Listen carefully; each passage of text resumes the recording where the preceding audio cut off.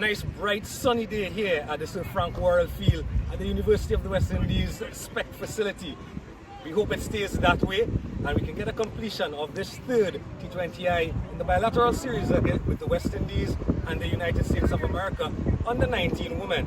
Samara Ramnath of the West Indies alongside me, Chetna Reddy of the USA also alongside me, and the most accomplished match official in the Caribbean, the Right Honourable Michael Raghunath, who oversees the toss. Samara, how's it going, Samara? Tails is the call today? Tails it is. I'll go back first. Right here, Chetna. Chetna, you've won the toss. You decided to bat first. What's the rationale behind that? I think last game, even though we didn't play second innings, we started off really well, and even though it wasn't a completed match, we have a lot of confidence in our batters, and we even think we can go further than we went yesterday's. Talking about batters, tell me about the makeup of your team and the preparation coming into the tournament. Yeah, definitely filled up with a lot of batters from our nationals. All of our batters performed well, so we selected a very batting-heavy squad. With that being said, we have a lot of great bowlers as well, so it's a very well-rounded squad. All right. How has the preparation been for the tournament? It's been great. With the days we've had here without rain, it's been good preparation. Back home, we've also been playing a lot of cricket since we're in season. So. All right, well, go well, Chetna. Thank you. Samara, the first toss you've lost in the bilateral series, would it have made a difference? No, we would have had a bowl first. I think the service looks really good for bowling. And I think we have a really good bowling lineup too. So just for us to go out there, execute our plans, and then later on go out there too. Tell me about the makeup of the team today. Any changes? Yes, we have one change, the Kira Harilal out and Adania brought in. Tell me about some of the preparations. I know you yourself haven't played much cricket since before this tournament. But how's the preparations been for the under? I think preparations has been really well. I think the girls have just came out of a recently concluded regional tournaments. And then a week before this start of this bilateral, we had practice training. So it was really good preparation. Right, Samara, go well. Thank you. So news from the toss, the United States have won the toss and decide to take a bat first.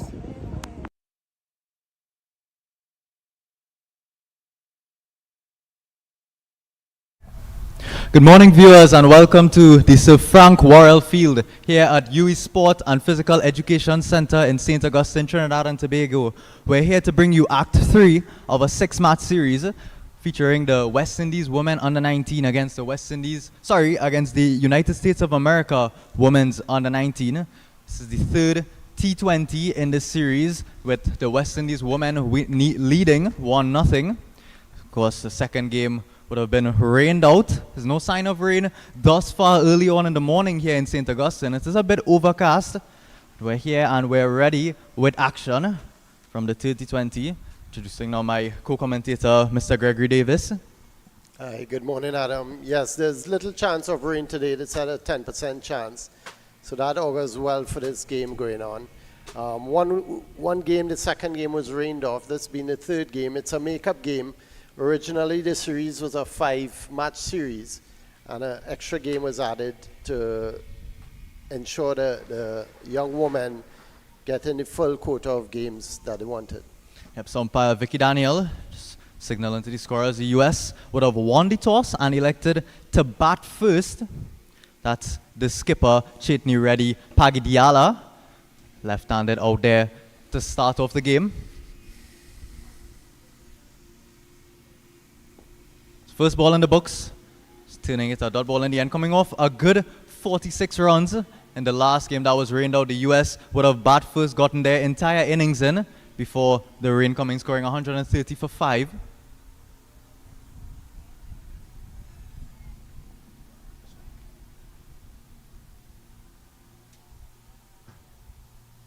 So on pulled away into the gap, there is a fielder out there at deep mid-wicket. She'll come around and collect it. So Pagadiala off the mark.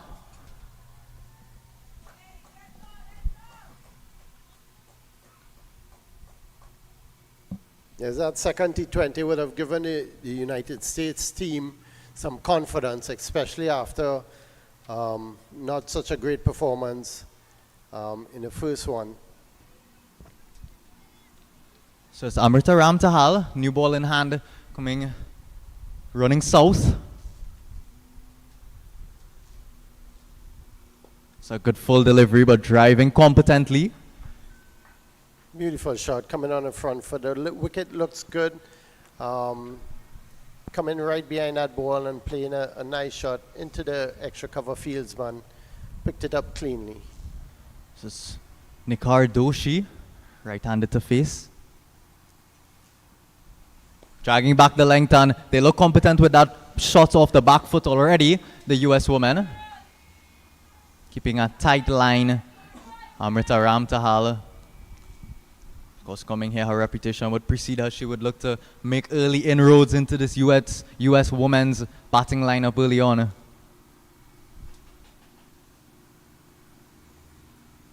Outside the line of the off stump, there is a sweeper there. The point will come around. Got a hand to it, slowed it down. Only a single in the end. They are starting with a bit of protection for Ramtahal here out on what would be the offside for the right-hander. The feeder will stay there for the left-hander in a deep mid-wicket. Skipper Ramnath has the field a bit spread early on. He's looking to contain a bit here. Pagidiyala, of course, has a stern reputation among this US women's team.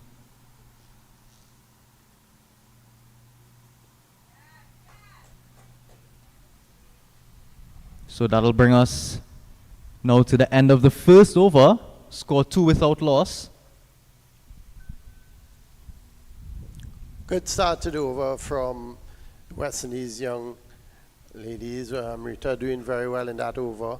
The West Indies captain not choosing to use a slip in for that and use coverage outside. She had a 2 fieldsmen out for the left-handed batter, and for the right-hander, Chetna, she had just the deep cover on the boundary. Yeah, with left-handed Pagidiyala, the first instinct must have been to get that first slip in there, but she's been in a destructive mood in terms of capitalizing on that power play early on. So Skipper Ramnath maybe having that in the back of her mind and maybe thinking she will look to accelerate early on with those big shots. The deep mid-wicket will remain out here for this, the first over from the pavilion, and it'll be the skipper herself.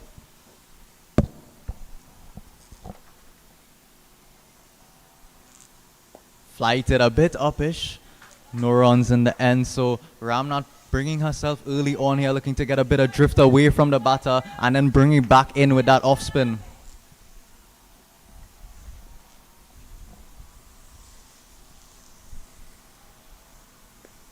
Back and across, trying to cut it away, trying to pierce that offside field. She would have taken 3 wickets in the first game for 12 runs off of 4 overs. Samara Ramnath.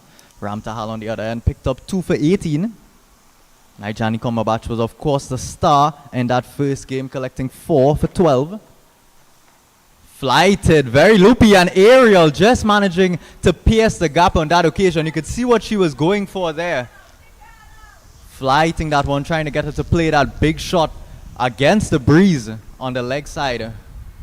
Excellent thinking by Samara. Though she was just coming forward and stroking the ball, she held that one back a little bit, gave it a little more flight, and went into the air. Fortunately for her, she did not hit it directly to her fieldsman. Yes, Samara Ramnath just informing umpire on this, the pavilion, and Miss Candice Laborde switching to around the wicket for the left-handed Pagidiyala. They have a deep mid-wicket in place as well, the only fielder outside the circle.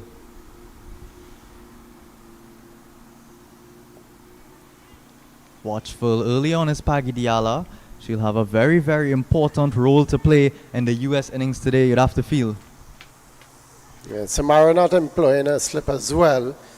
Maybe at this time with the new ball, she isn't getting a turn that she thinks she will. Flighting again. Ramnath watchful again. Pagidiyala, she is a known aggressive batter. Would have been with the women's outfit in the ICC Women's World Cup earlier on this year in January. Pagidiyala was a young star and still a star in the making. So we come to the end of a competent second over bowled by skipper Samara Ramnath, score 3 without loss. Well bowled to Samara, excellent over once again. Good start to the innings by the West Indies bowlers. USA women seem to be taking the time, getting to know the pitch a little better. Pitch looks pretty good, and Samara again not using a slip and have coverage on the cover boundary for the start of this second over from Amrita. Ramtal to continue. That's a lovely shot through the offside, but terrific fielding there in that mid-off region. Cut certainly saved a couple of runs at least. Yes, good diving stop. So as you said, Doshi and Pagliadala taking their time early doors here, keeping their heads above them. Still that deep mid-wicket in place remains the only fielder outside of the circle.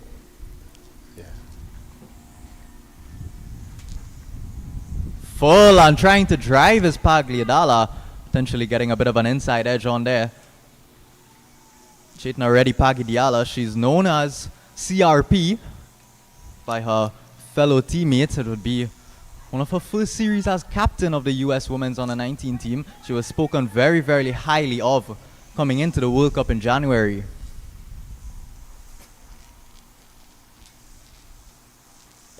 It's a lovely shot through the offside. Finds a gap in the end through that point region. It'll run away for four. Lovely touch and lovely timing by Pagliadala. She scored a century on debut for the US women's team and showing a touch of class early on.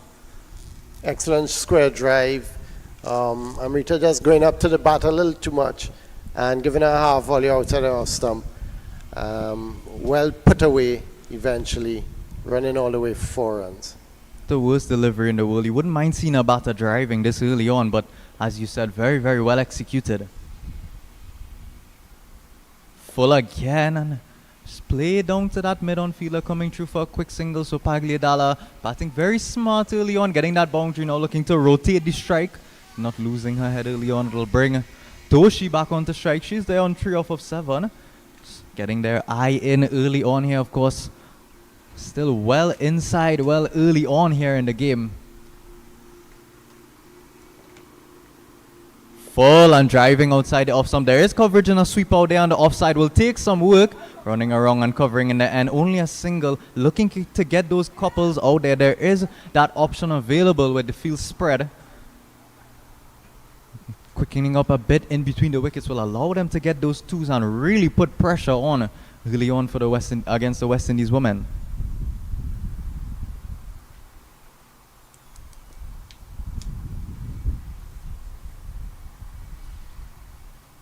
Bit back of her length, it's well played. They'll try to come through for a quick single here. A good throw would have perhaps been able to effect a run out. Pagliadala just dabbing it behind point. Coming through for that quick single. Takes us now to the end of 3. The score at 11 without loss. Yeah, it's an excellent run there. Good early call, and she was committed to the run. Both batters ran through quickly, and no chance of the run out eventually, but straight to the fielder. West Indies again looking good in the field, just 10 for none, 11 for none now after the 3rd over, with Ramnath continuing on from the southern end.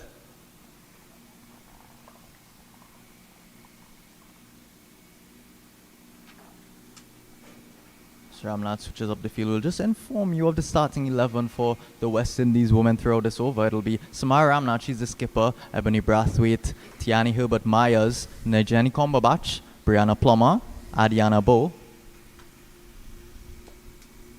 Abigail Bryce, Aliyah Weeks, Brianna Haricharan, Amrita Ramtahal, and the wicketkeeper, Kayla George. And Ramnath is employing a slip in this over, which she didn't use in the first over she bowled. Flighted from Ramnath. Maybe now she was just looking to see what the intent of Pagliadala would have been early on. Perhaps maybe indicating why she would not have employed that slip in the first place. Maybe allowing herself to be a bit attacking. There is a long one on a deep mid wicket. Looking for a quick single. She's flighting the ball really nicely as Samara Ramnath, trying to goad the batters into playing those big shots over the top.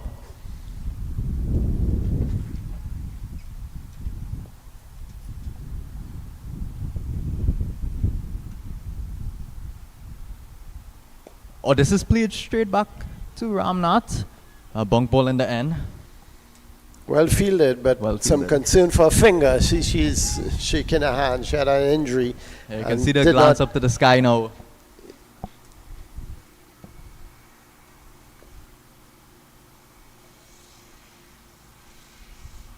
Outside line of the off stump, cut away by Pagliadala, flighting the ball really, really nicely. She's no stranger to an injury, is she, Samara Ramnath? And West Indies women would be hoping that there's nothing serious out there. Of course, she's such an integral part at a young age of this West Indies under-19 squad.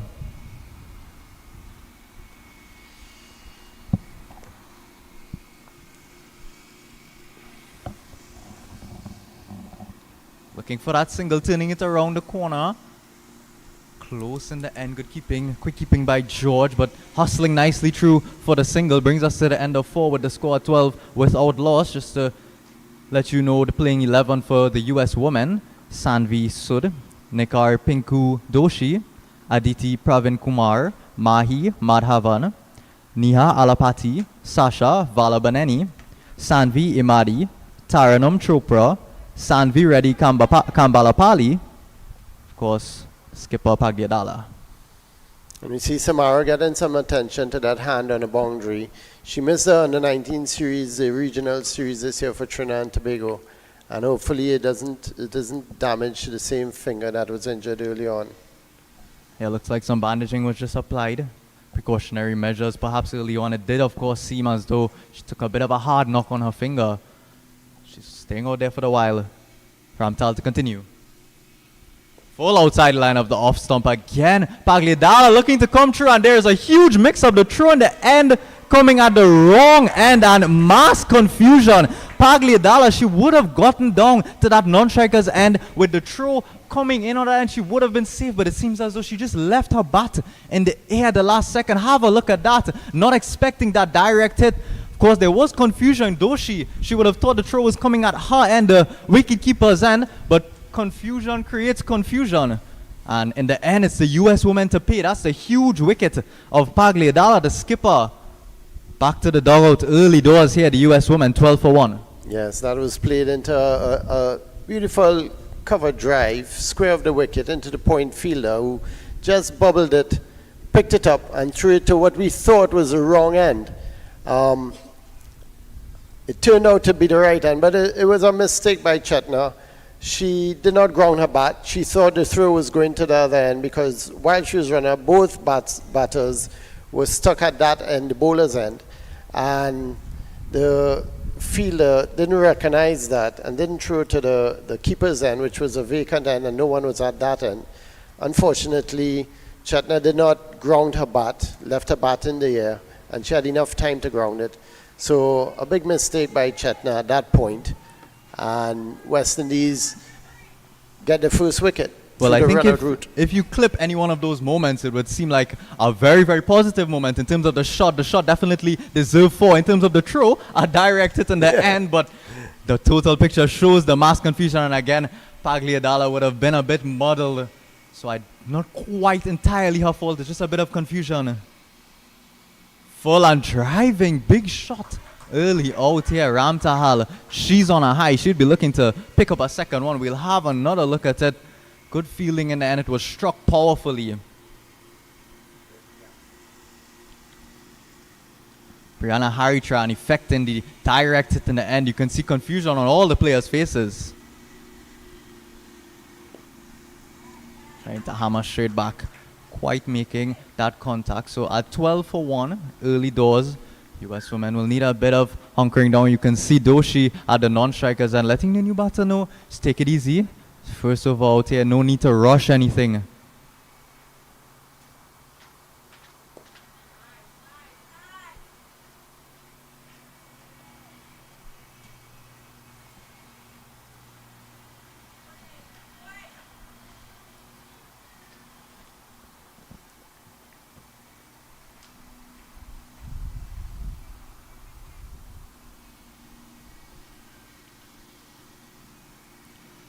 Driving again, Sanvi Sud outside the line of the off stump. Amrita Ramtahal keeping that attacking line and length, just trying to force her to go over the top. There is no protection outside the 30-yard circle on that offside. No protection outside the 30-yard circle on the leg side either. Remaining attacking Samara Ramnath. They are not employing a slip for the new batter. Perhaps with that ball just coming back in with the breeze. Now, an eventful over, to say the least. Productive over for the West Indies women. After 5, the score 13 for 1. Yes, Ramtal bowled another good over. West Indies were fortunate to get a run out, but good feeling by, who was it, Harry? Yeah, that was Harry Charan. Harry Charan fielded that ball and a good throw to the bowler's end. I think Chetna will be very disappointed in herself not grounding a bat at that point. But West Indies are in the ascent now with 12 runs after 5 overs. We saw Young Sud coming in and playing quite aggressively at the start. When Ramcharita lined it up with the stumps, she was a little more cautious, but definitely started to drive pretty early. And Samara continues. Will be changed for this over. Yep, a change in the bowling actually. Samara Ramnath taking herself off at the last minute, bringing on Naijani Kombobach. Of course, we spoke how successful she was. We didn't get a chance to really see a complete innings across in the second T20. Cutting away, finding the gap beautifully. Will take a bit of chasing, but runs into the boundary ropes eventually. A lovely shot off of the back foot by Doshi. We'll wait for the signal from the umpire to confirm that. Umpire just waiting on the fielder signal as well. Have a look at it closely here.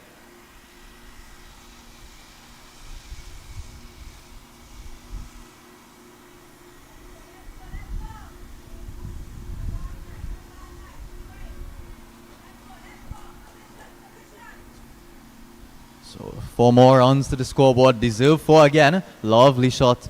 The back foot cutting it square. Samara Ramnath. A bit of a reshuffle in the field now. They'll drop that sweeper on the offside. Out to the boundary ropes. He remains the only fielder out of the circle. Kombobach to continue. Pulling out of her. But as we mentioned, she took 4 in that first game. The only complete game we got in the series. She'll be looking to create chances just like that, but finding the gap on this occasion and running into the boundary ropes again. Back-to-back 4s for Doshi, stepping on the accelerator a bit, trying to get on top of Naijani Kombobach, and you have to commend her early on, getting aggressive to the informed spinner, trying to throw them off early on. Yes, excellent shot from Doshi, coming forward to one fairly flighted by Kombobach, and it is straight overhead. Excellent shot, no chance for the fielder.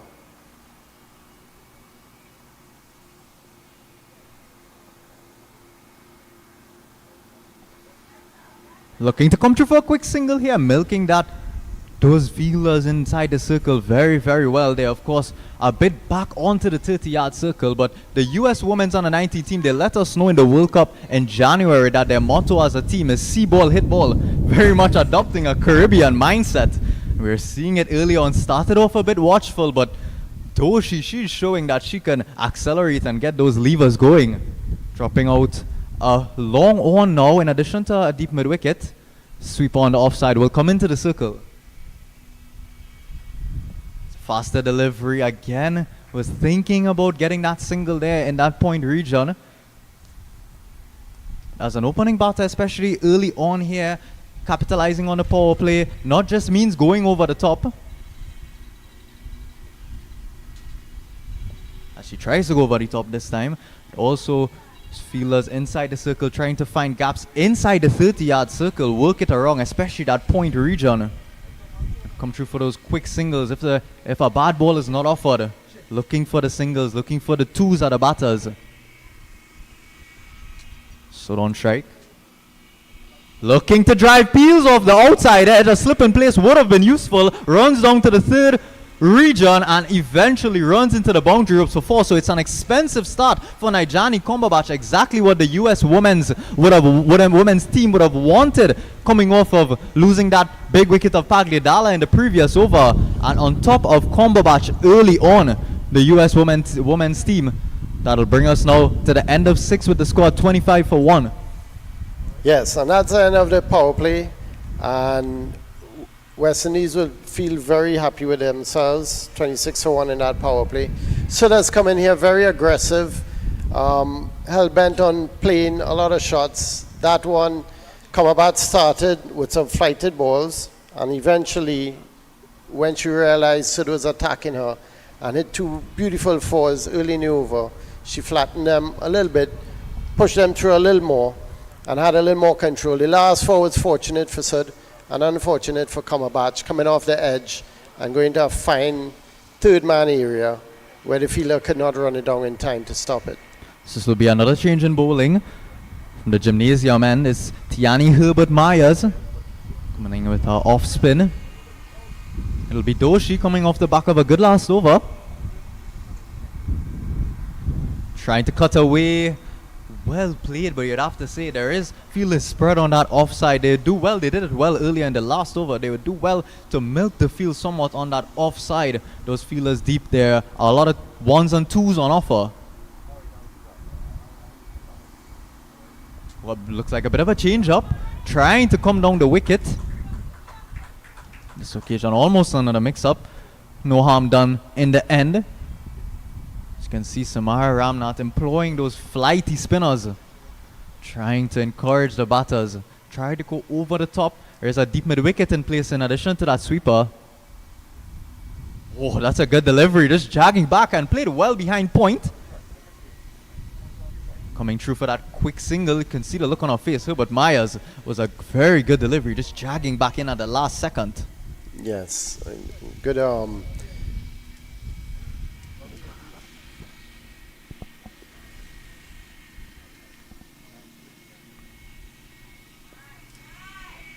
Watchful again if the delivery is not there.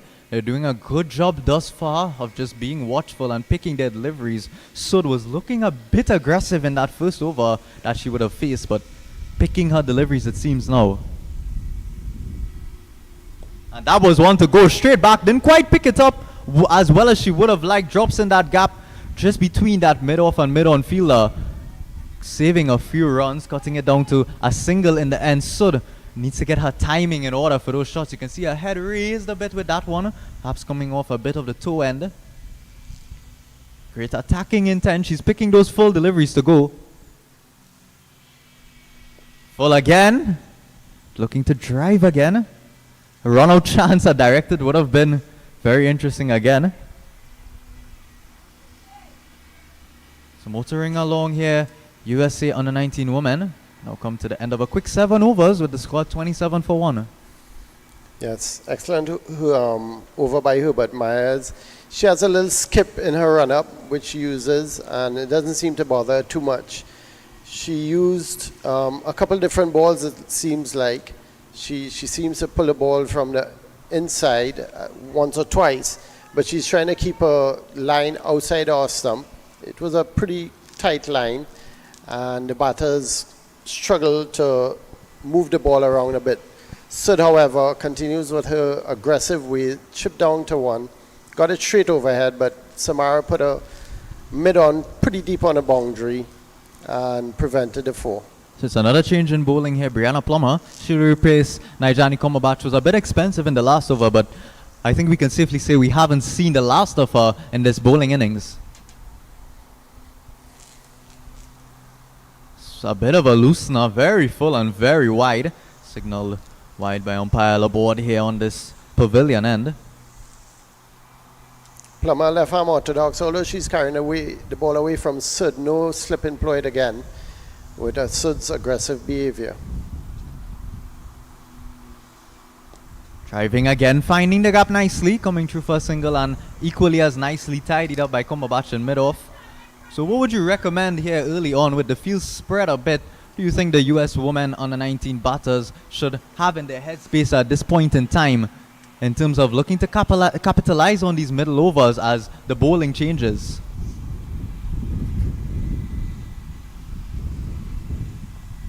Cutting away through the gap, there is protection in a sweeper outside the line of the off stump. Yes, they definitely have to turn around the strike often. So that's been the aggressor, which is fine. But Samara has ensured that once a bowler is a little loose, she will change them. Looking to cut hard again. It's played to that short extra cover fielder. Yeah, as you rightly mentioned, Samara Ramnath, the skipper, not shying away from trying to stem those early on. She says if you make a couple mistakes, you may have a chance again in the end, but as there is a mistake, there is protection, and a long one on the boundary just comes through for a single. Yes, and Sud continues to be aggressive, and they got to keep turning around the strike a little bit. They haven't been able to get the singles in at all, and they're not reaching the boundaries too consistently. But they still have a few wickets in hand, and that's a benefit to them. The back foot again, finding that fielder in extra cover. Just needs to wait on it that fraction of a second longer, get it a bit square. You can see her rehearsing that shot just to get it past that short extra cover fielder. Short end this occasion, and it's popped straight up into the air and right in the pocket of Nijani Cumberbatch, about as easy as a catch could have been. And that'll now see the loss of the second wicket for the US under-19 women's team. Right as they started to rebuild, right as they started to rotate the strike that much more and looking to get aggressive, Plummer catching in a bit of a muddle on that occasion. Of course, it was not the best delivery, a bit short on this occasion, and looking to go over the top. She got a very good start out there, though she now has to make her way back to the dugout. Score is 31 for 2 without 31 for 2 after 8 overs. Yes, she got a little extra bounce on that one. Plummer slowing that one up a bit, a little shorter than she expected. But though she trying to go straight instead of square, it was a little straighter and not giving her the room to free her arms really and truly. High up on the bat and straight to the mid-off fielder. Sud has taken most of the strike over the last couple overs, and though she, being out of strike, should have played herself in. I believe that was the first ball she played from, second ball she played from Plummer, who's just come on to bowl. She ended over well, started with a wide, but it was a good end to the over. She got her control eventually and ended over very well with a wicket. Yeah, so the move from skipper Ramnath paying off in the end, that change of bowling, and look who it fell to the catch, Nijani Cumberbatch herself after being taken off. Yeah, and as you rightly mentioned in the last over, Herbert Myers definitely mixing it up. The mark of a good spinner, the sign of a good spinner, that ability to change up those deliveries. And as you mentioned, that bit of a skip right before delivery sometimes tends to throw batters off. It's expecting that ball a bit earlier than it actually comes. Trying to go big. Played along the ground in the end to that mid-on fielder. Very aggressive work in the end. That's Cumberbatch again there on that mid-on region. Running mid-on to mid-on, or mid-on to long-on rather. It's nice and aggressive fielding here from the West Indies. They smell blood in the water here. Only 32 runs amassed thus far. Have to feel eventually the US women would want to get a bit aggressive, but inside of 10 overs here, definitely a bit of rebuilding, a bit of turning over the strike necessary. One fielder in the deep mid wicket.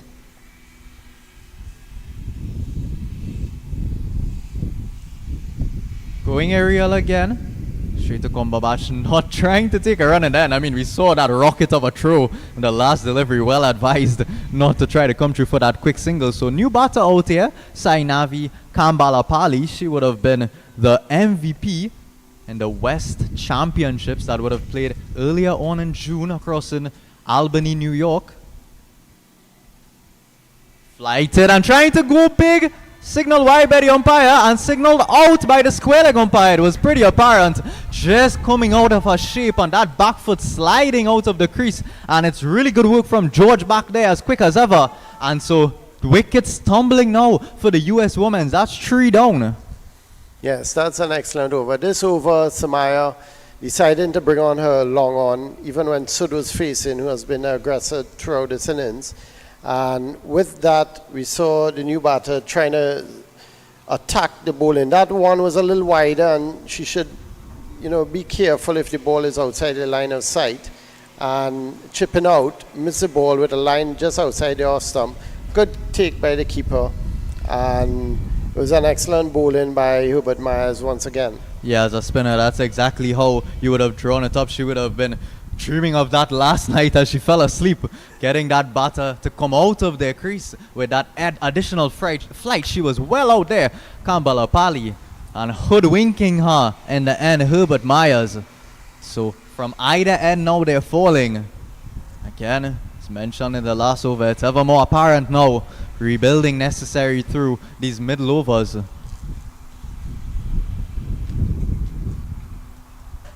So Pooja Ganesh, the wicketkeeper, in addition to being the vice captain for the side, strides out to the middle. Her first ball getting out there very, very nicely, striding out to meet that delivery, showing her partner Kambala Pali how it's done. Getting full outside the line of the off stump.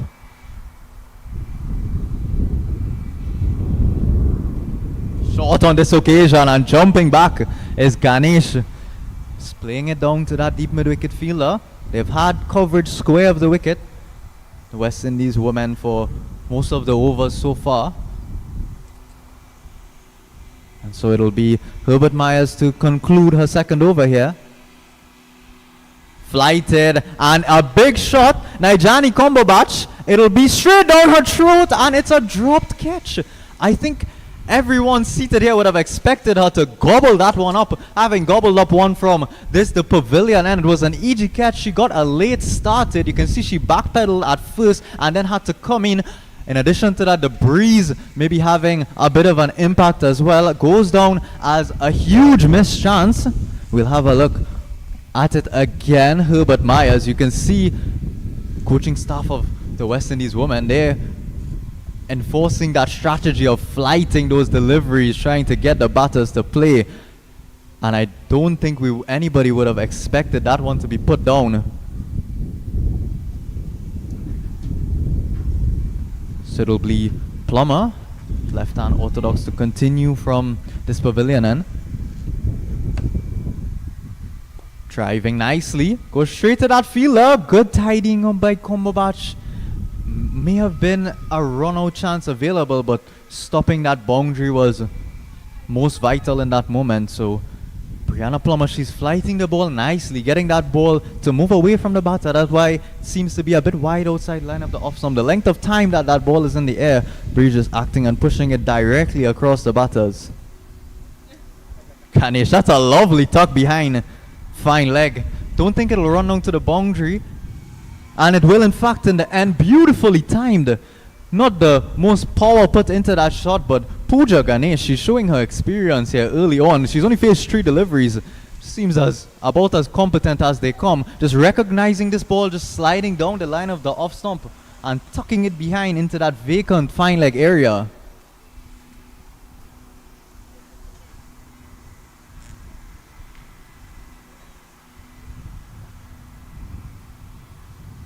So exactly what is needed in this stage of the innings from Pooja Ganesh, turning over the strike as well as putting away those bad deliveries. Coming down the wicket, this is aerial, and not sure what happened there. A bit inexplicable, it seems. She was going along so nicely, Pooja Ganesh, and on this occasion trying to be a bit too aggressive and putting that straight into the hands of the fielder at short mid-wicket. We've seen one drop catch, but aside from that, they've been so competent in the field, the West Indies women, and as easy as you like. Another soft dismissal as the umpires will take a short break now for a drinks break. We'll take a short break as well with the score at 40 for 3 after 9.2.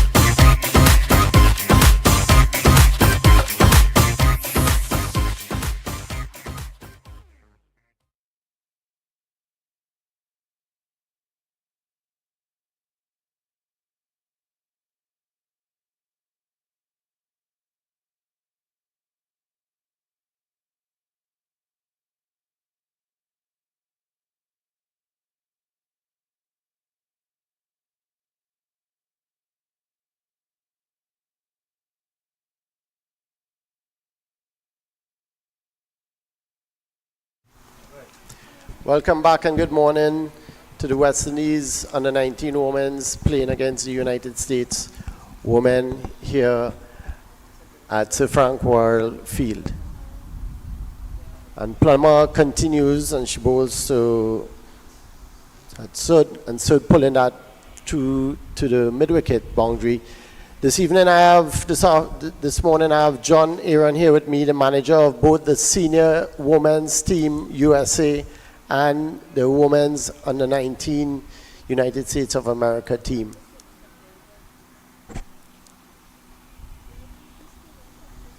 John, I'd like to welcome you to Trinidad and Tobago and hope all the best to you and your team for your stay here.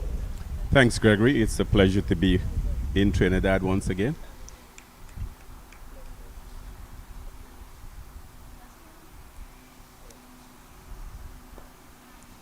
A beautiful shot played by Sid through the cover boundary, just wide mid-off there.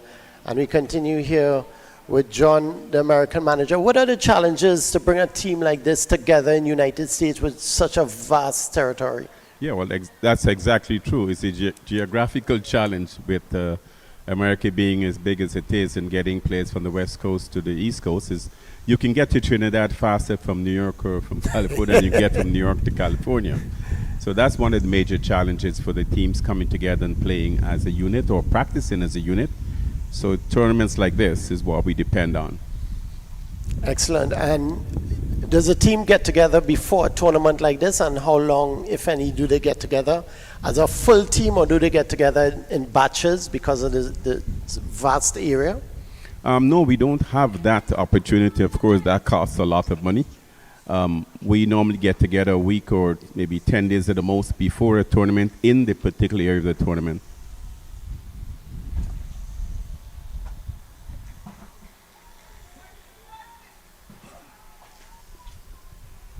So most of the girls will meet on a flight here to come to Trinidad? Absolutely. We assembled one day before leaving the U.S. in Houston.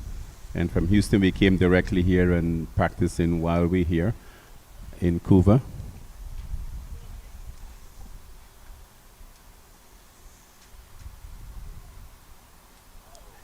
Hubert Myers continues bowling that one well up to the bat of Sud, who misses it, and it goes through to the keeper who fumbles it, but no extra run as Samara backs up well on a fine leg boundary. I'm here with John Aaron, the manager of the women's team.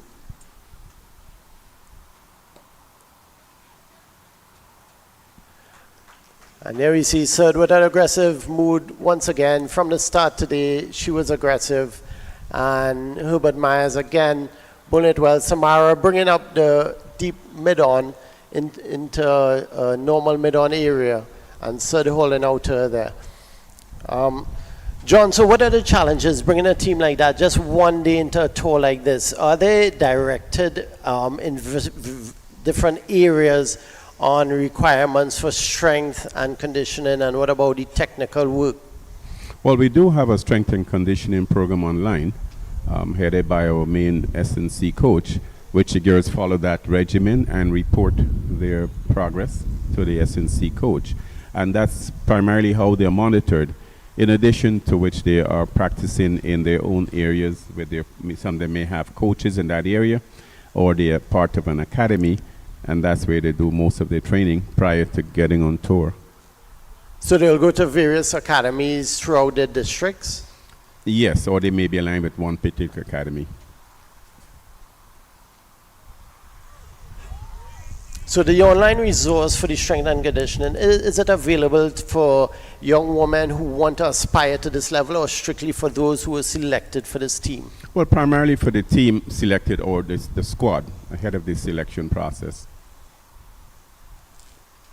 so that the strength and conditioning coach can monitor their progress. And it's a smaller group to monitor than monitoring 100 girls. Yes. You might only be monitoring 20 or 24. Yes, excellent. Hubert Myers continues to bowl very good over here. Just the one run from it, and of course the one wicket. The new batsman, here's Sasha.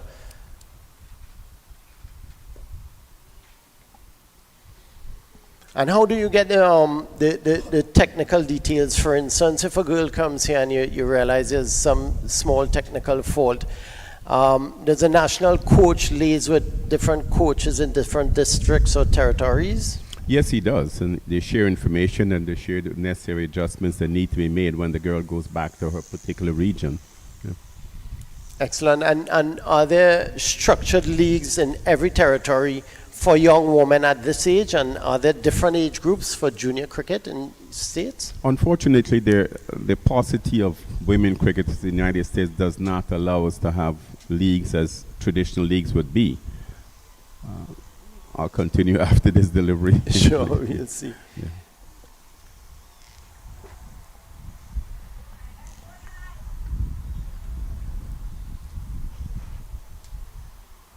We have a change of bowling here. Plummer comes off and Cumberbatch continues from the southern end.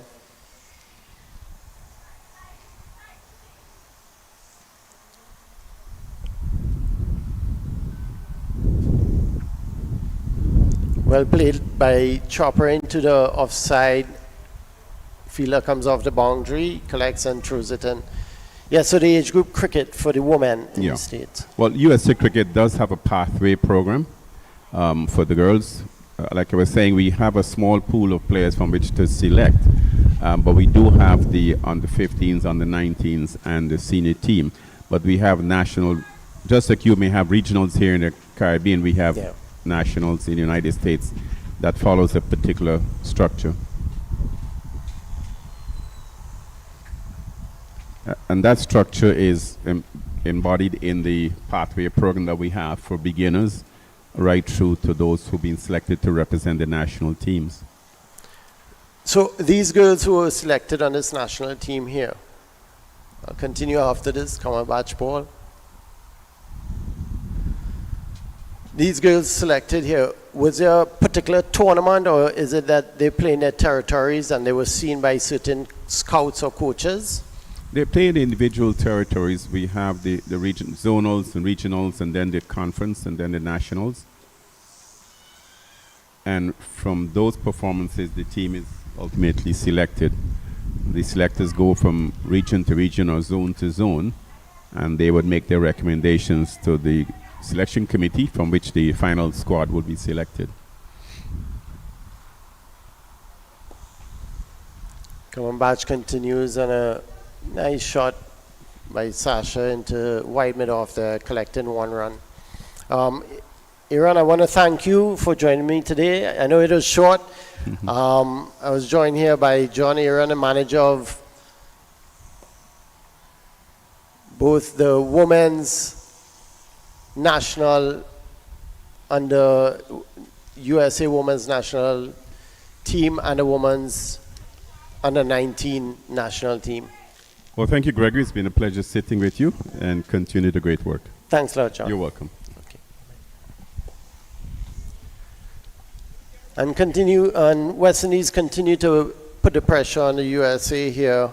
Cumberbatch coming in and over and doing very well in the second over. She bowled where she had a slightly loose over the previous one, tightening up on that one. And West Indies applying a lot of pressure. When it's gone 49 for 5, definitely doing some homework against this USA team and stifling the runs against them. I'm joined here once again by Adam. Yeah, so Herbert Myers continuing on with what has been an excellent spell.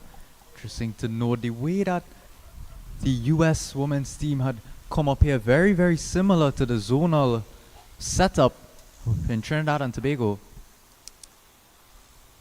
It's well flighted and sweeping away, almost a free delivery, put it straight at the fielder in backward square, got a hand hit, saved 3 runs rather, coming through for a single in the end. So obviously on a much larger scale, US women. Current batter there, Sasha Valabaneni. She would have been voted the player of the match in the finals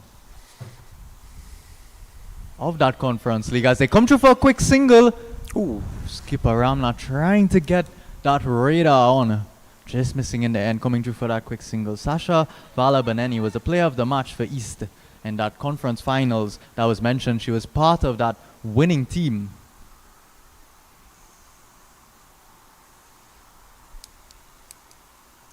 Flighted very nicely, forced to defend Valabaneni. Yes, and you see the challenges with the U.S. team as well, with girls coming from all over the country.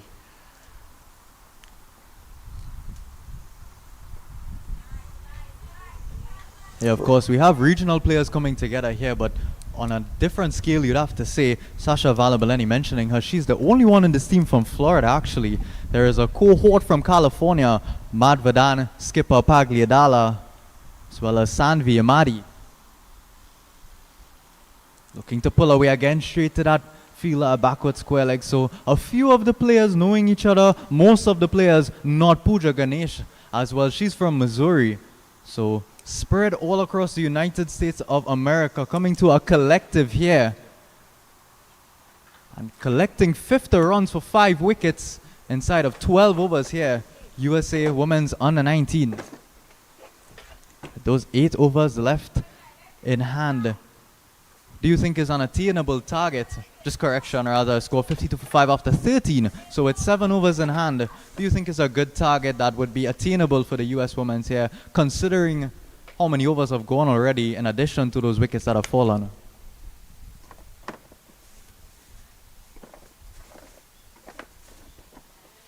Well, if all things even, and I'm not sure about the US tail end batting, but 50 from 12 with only 8 overs remaining is, I mean, they would be hoping and lucky to get to maybe 100 runs.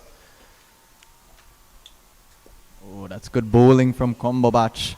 Getting into that spinner's headspace again, mixing it up. Faster deliveries followed by those flighted deliveries. There is a deep mid wicket in position, in addition to skipper Ramnath at long on. And cutting away, getting that ball a bit shorter. It was good work staying low, Vala Baneni, but not able to be finding the gap. He said Vala Baneni is from Florida. Should be accustomed with these conditions here. It's stifling hot in St. Augustine. Speaking of which, had some friends across in Florida actually complaining about the weather. It's getting over 40 degrees Celsius. I never thought I would have been happier to be in Trinidad and Tobago in the Caribbean in terms of weather. So perhaps enjoying the nice breezy conditions. The breeze will hold back this ball on that occasion. Not quite finding that fielder there in deep mid-wicket, but rotating the strike nicely. You'd have to feel a few big shots are coming out eventually. Cumberbatch looking to make inroads here. We spoke about those 4 wickets she picked up in that first game. Final ball of the 3rd over. It's already gone for 18, 5 more than she did in her spell of 4 overs in the last innings. Of course, we are comparing this spell to a fantastic spell in that first T20.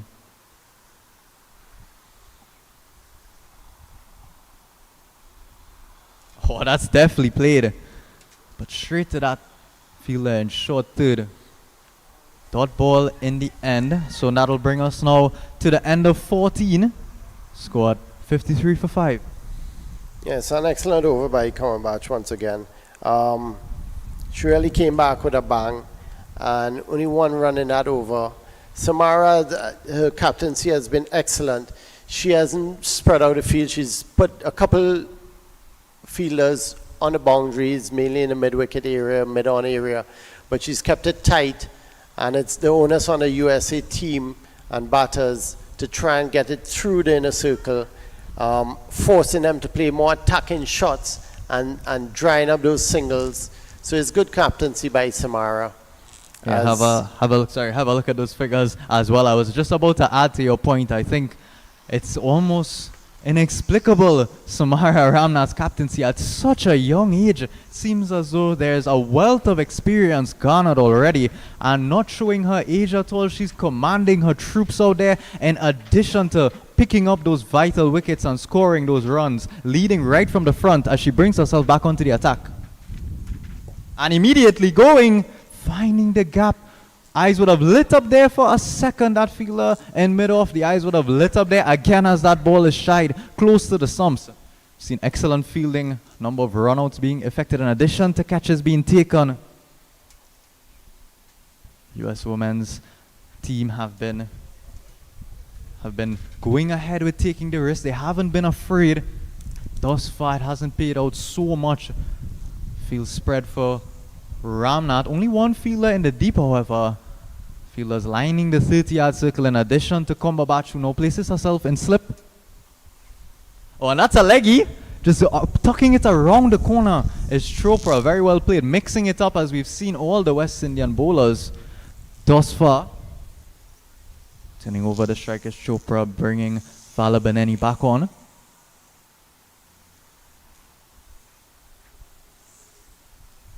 Keeping a good economy rate thus far, Samara Ramnath. She's only going for 4 runs. Be looking to add a couple wickets to that as well.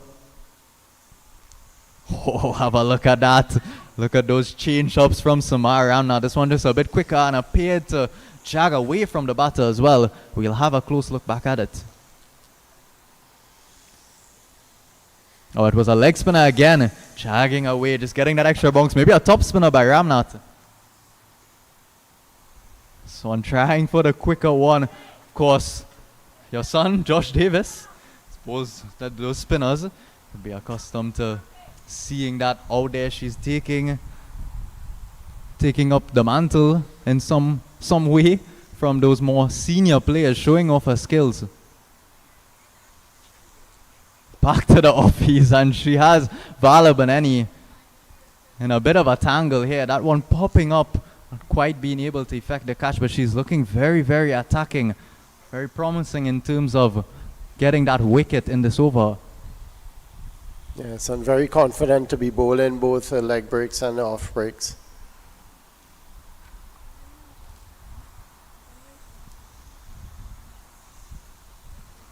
A leggy again going away. That would have been close to the bat by Danielle, signaling a wide in the end, just jogging away from the batters. It's a very, very good strategy, and you'd have to say eventually it may work as long as she lines it up on that middle stump. Flighted and driving down the ground to that fielder in mid-off. They will come through for a quick single. And again, how incredible has the fielding been today from the West Indies under-19 woman effecting a run-out. It was a bit of a risky single, but of course a direct hit, as good as it gets there. And so that'll see the fall of the 6th wicket now for the US women's under-19 as we have a look back at that excellent work. No intervention needed from skipper Ramnath, and another run-out being effected here. Yes, excellent pickup from mid-off area and hit down the stumps directly.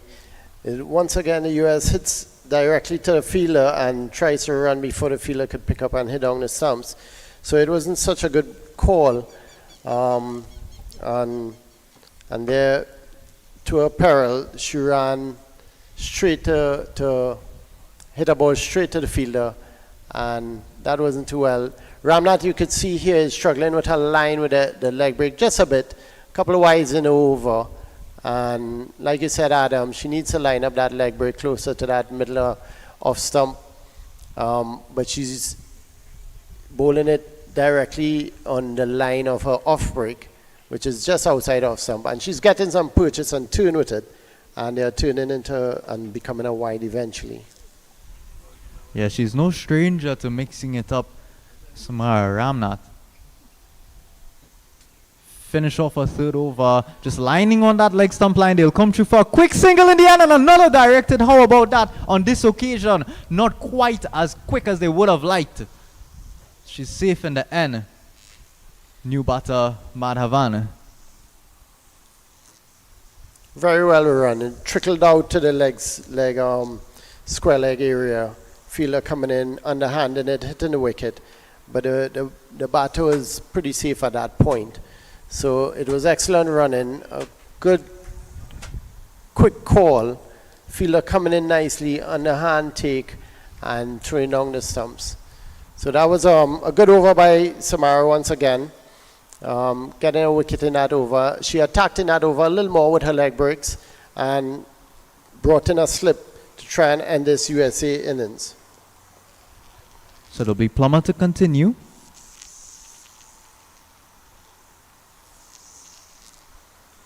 Flighted again, stepping across the wicket was Chopra, looking to work it into that onside. There is protection and a deep mid wicket there, but backward square and short mid wicket inside the circle. Anything left or right of that fielder on the boundary ropes, and a bit of work is going to have to be done, and a couple runs at least could be accomplished.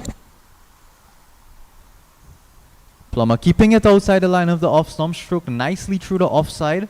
That sweeper fielder will come around and tidy it up. It's coming through for a single in the end. Will bring the new batter, yet to face a ball, Mahi Madhavan. Of course, prolific with the ball, she'll be waiting for her chance, as well as Pagliadala. Didn't score much early on today, coming off the back of a good 46 in the last game that rained out. USA women completing that first innings, but she would have won the best bowler in the Western Conference. They come through for a quick single, trying to work that field at third man. Another directed would have been necessary. Diving in is Chopra, and coming through safely in the end. That's Pagliadala. She was given the best bowling award for the Western Conference. She would be looking, in addition to Madhavan and other bowlers out there, to get them back into the game in the second innings. Just turning over the strike here. Only 4 overs left after this one. You'd have to say in between about 85 to 95 runs would be not so much an acceptable target, but would have to be settled for and then battled out with the ball. US Women's. They'll take anything they can get early, late on in the game here. 4 wickets left in hand. This is Ariel Plummer putting that extra revs on it and just burst through her left hand. Almost a one-handed effort there, just out, almost out of her grasp. She managed to get a hand on it, just flighting it and giving it that extra revs. Popping it up was Madhavan.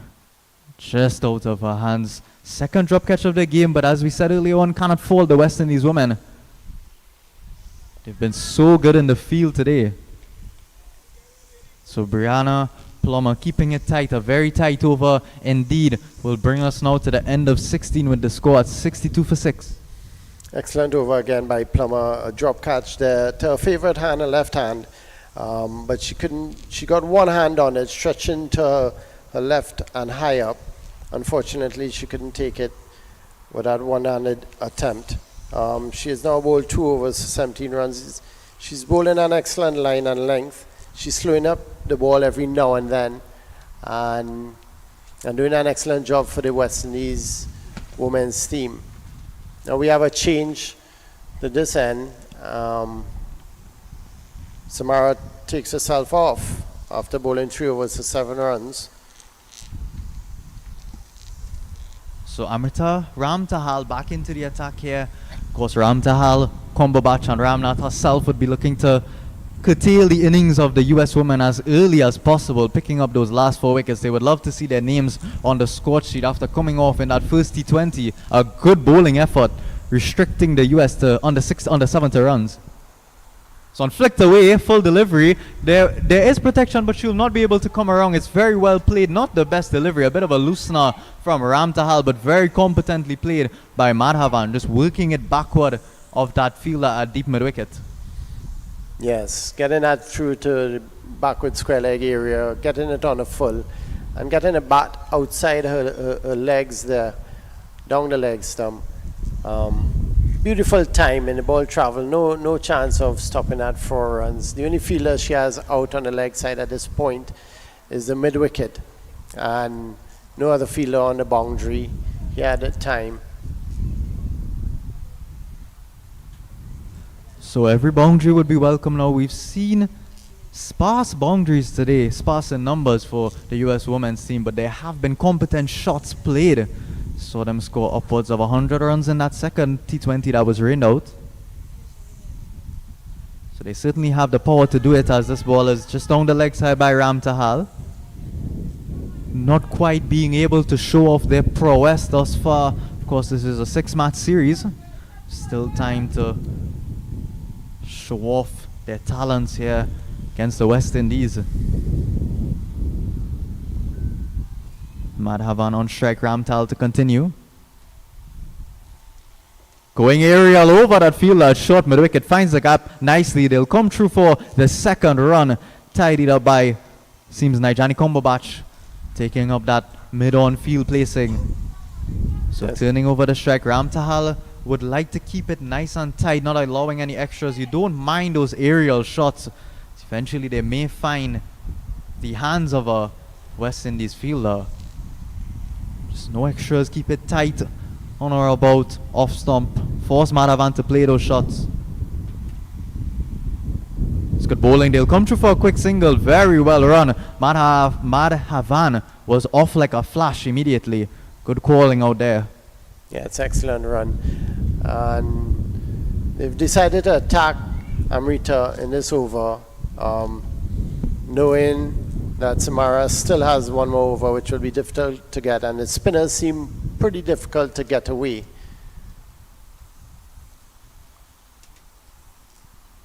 Going straight back. Will get at least a single out of it. They do in the end tidied up again. They're in mid-on.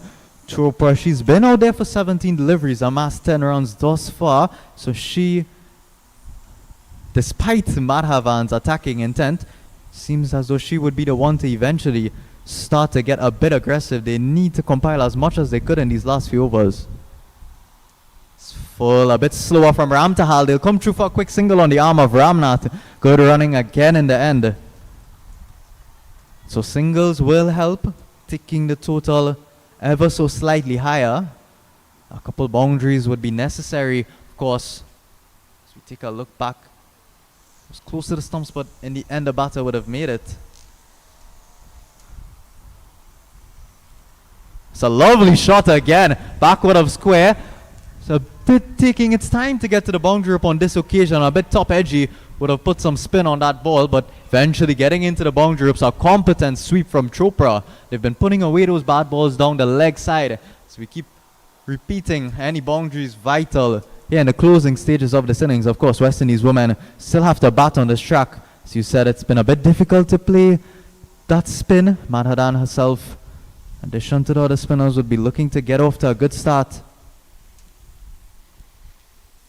Yes, and Amrita had some loose balls in that over, a couple going down the leg, and it was well taken care of.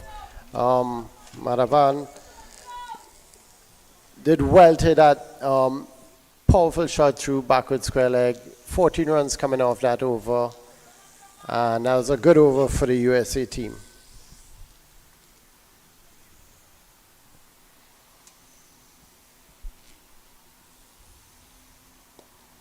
Facing the spin here of Plummer is Madhavan, of course, correction. She's a medium pacer herself.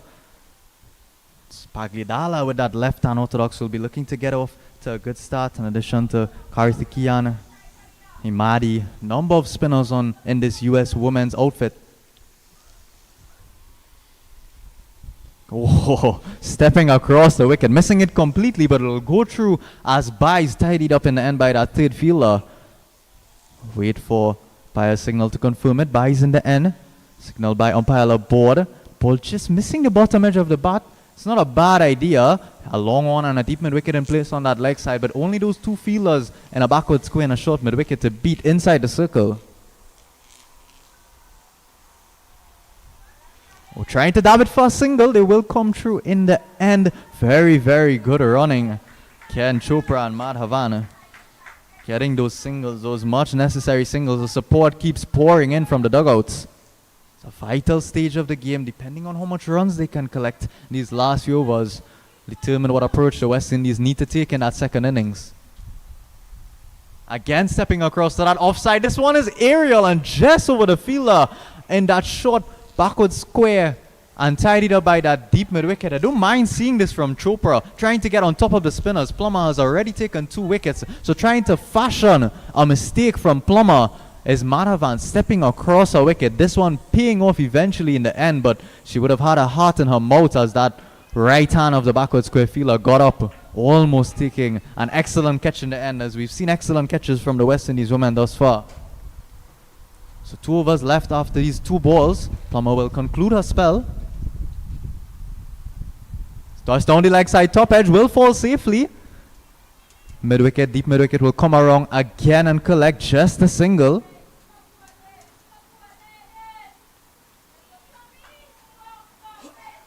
So Madhavan moving along nicely. Samas 13 off of 9 deliveries, keeping up more than 100 strike rate. Chopra's on 15 of 20. Last ball of Plummer spell. A bit short, dragged away, and just past that short mid-wicket fielder will run into the gap. Samara Ramnath, she's going to come around and collect it, coming through for that second run. Well played there by Chopra to bring us now to the end of 18 overs. Only 2 more overs left. Scored 83 for 6. Yes. Not a bad over, but the Americans, they're definitely playing much more aggressive now than they did before. Using the crease, moving around the crease a little bit. We saw Chopra and Madhavan doing very well to move around the crease. Aggressive running and aggressive stroke play. Plummer ending her 4 overs, 2 for 24. Good spell of bowling by her to back up Samara's field. In that over, she had 3 out. Samara using a slightly defensive field, which is required at this end of the innings. With just 2 overs remaining, the USA 81 for 6. So the skipper, Samara Ramnath, be taking the West Indies into the death here. Will conclude her last over. Of course, they would have gotten a run out in her last over, that third over. Not yet a wicket to her name. Of course, she would be ever hopeful. Still those 4 wickets in hand. Madhavan and Chopra amassing somewhat of a partnership out there in the closing stages of this innings. Driven very nicely, looking for that single. Chopra, she was off quickly. Nothing in the end, went straight to that fielder, short mid-wicket, and she collects a ball in her leg for her troubles. So Ramnath, you could see her practicing those leggies as she just stood at the top of her mark. Seems as though it's being a strategy that's being employed here. Somewhat different to her normal action. The leg spin would be the odd one out. Now it's the offies are the odd one out, just like that. And just like that, she managed to create the chance. That's the one she would have wanted. That off spinner coming back in and fooling the batter somewhat. In the end, just short, she made a good effort.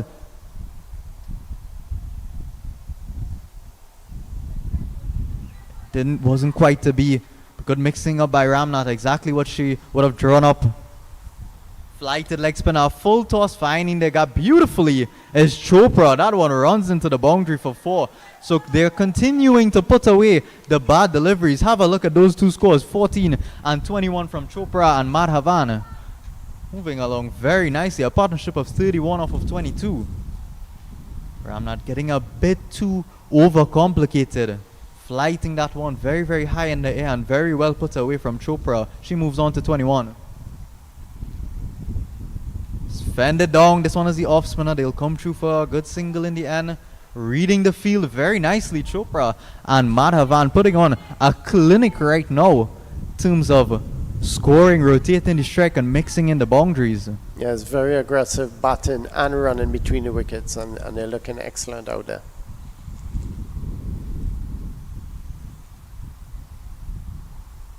Stepping across is Madhavan, and what a shot. No need to run for that one. Dispatched off of one knee. Paya Daniel will signal 4 right now. That one just bouncing just before the ropes.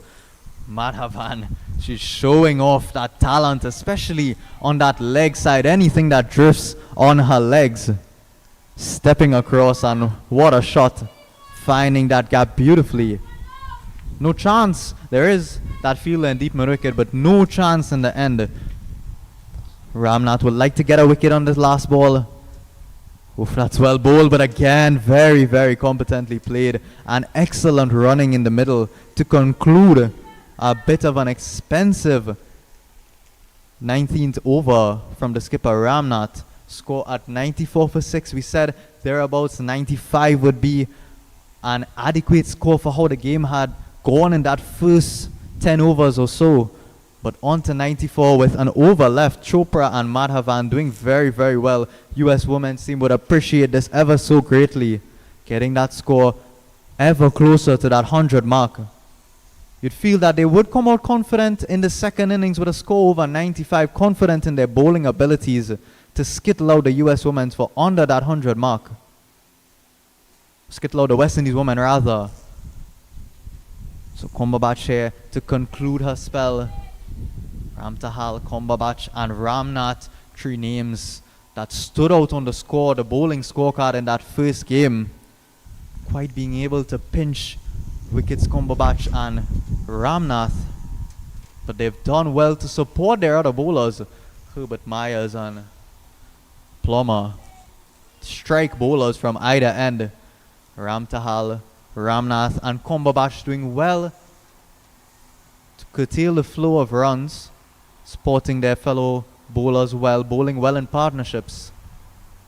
So the final over here. Stepping across again outside the line of the off stump, followed her.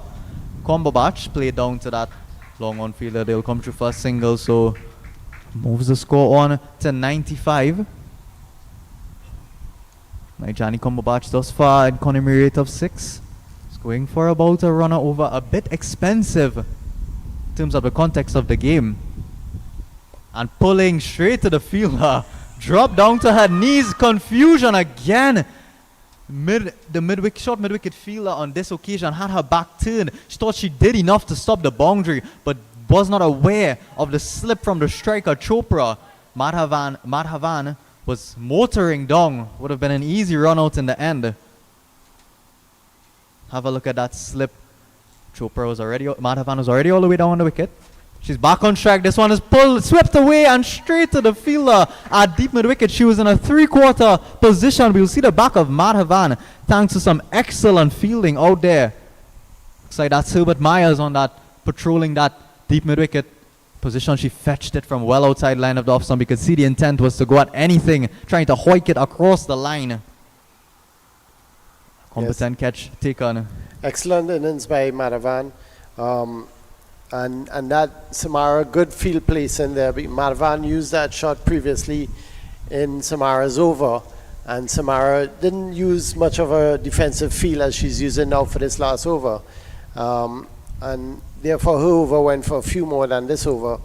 She got 11 in her last over. That's the 19th over with the aggressive batting of the United States batters. And Chopper is still in. Madhavan had a wonderful innings coming in when the team was under a lot of pressure and getting a 20 in just 14 balls and put the United States, like you said, Adam, closer to that 100 mark where they think they may be able to defend with their bowling choices. Yeah, but thus far that wicket of course being a dot ball in addition to only 2 singles early on.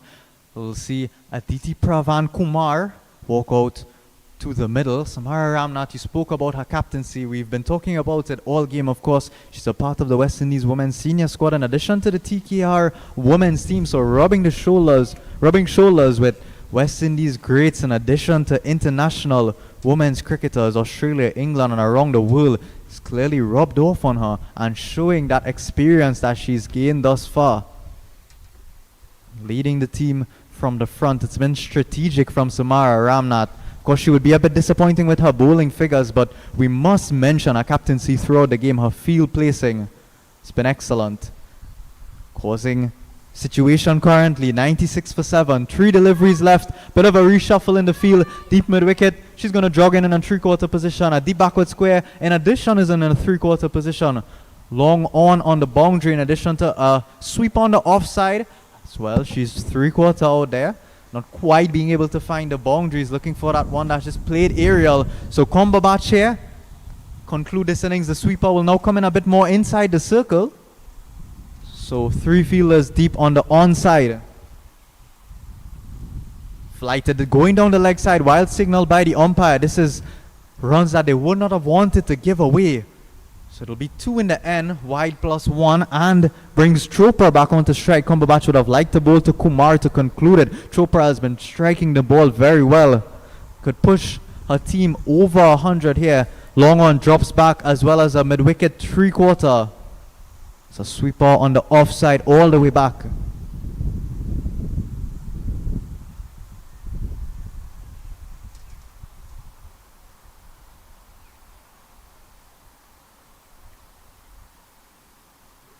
Short on, looking again to pull it away, finds the gap nicely, but again, good bit of fielding. Out there, that's Aaliyah Weeks. Stopping that boundary, it was well played by Chopra rather. She's been doing well to get back and across, staying low. Of course, the downfall would be raising your head, trying to get that ball up in the air through the leg side, but she's done an excellent job technically wise at staying low, keeping her head over the ball and keeping her shoulders over the ball as well, not to get the ball to go straight up in the air. Playing straight back was a catch for Cumberbatch, a hard one at that, just stretching out the left hand, saving a couple potentially in the end. It'll bring Chopra back onto strike. We'll have a look at it again. Well flighted on the line of leg stump. Trying to go hard straight back. Cumberbatch not quite being able to throw herself as far as she would have liked. Just a bit off balance off of her delivery stride. Last ball of the innings. Stepping across and playing very nicely. That'll be some runs. There's no fielders across there. Coming back for the second. Coming back for the third. No, they don't have to. Runs into the boundary for 4. Chopra convincingly ends the innings. Gets them over that 100 mark. Finishing with 26 runs off of 26. Will conclude the first innings here. USA under 19 women. 104 for 7. Looked very, very hard to get to that 100 mark. They will cross it in the end and then some in their 20 overs. Yes, excellent innings by Chopra. And the partnership of the match was Madhava and Chopra getting to just under 40 runs with that 7-wicket partnership. And Chopra doing an excellent job, biding her time for a while with the wickets falling around her. And then coming out very well at the last few overs. USA scoring a few runs in the last few overs with Samara not employing the defensive feel until closer to the end of the innings when the USA were really aggressively running and playing aggressive strokes as well. Before that, the USA were well controlled up to the 15th, 16th over with the West Indies team taking wickets throughout and Samara holding those singles and able to control the flow of the game. With aggression in the 17th over, the USA put on quite a few runs from the 17th over straight into the end of the play. And it augurs well for them, and it's a good defensive score. They have something to bowl at now with 104 in 7 overs, and 104 for 7 in the 20 overs. Yeah, so it's been a convincing performance so far for the West Indies under 19 women. Of course, as you said, US women would be looking at runs on the board as they say. So they'll be having something to bowl at. We'll take a short break here for lunch. We'll join you back. Don't miss the second innings of this exciting clash between the US women's under 19 and West Indies women under 19. We'll join you back with action from the second innings.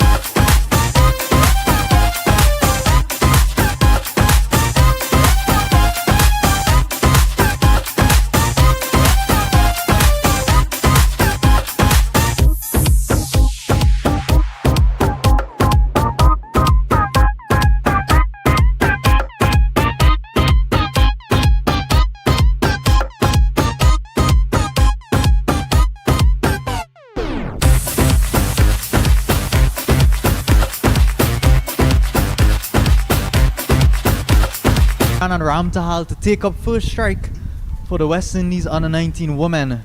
So umpire Daniel and Laborde walk out there to start off proceedings. Of course, 105 required in their 20 overs. US women were able to come back well in the latter stages of that first innings, but they will be looking for a good start to shut it out early on here. West Indies women. Of course, I'm rejoined by my co-commentator, Mr. and Coach Gregory Davis. Hi Adam, great to be here. Yes, USA has different fortunes here. After getting 130 in the last game, that game was washed out, unfortunately. So we couldn't see the West Indians chasing that total. But in the first game, they got 66 for 9 in the 20 overs. And now they have 104 in this game for 7. So it's a mixed bag with the USA, from different scores, not a variety, not a level amount of runs being scored. So West Indies will have a bit of a challenge after running down 66. They got a 67 for 5 in 15 overs, and they start a challenge here with one slip employed.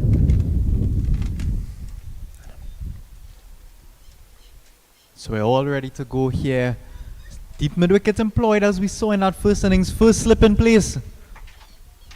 The first delivery showing that the wicket has a bit of mischief left in it. He's keeping a bit low. Watchful, Leon Haricharan.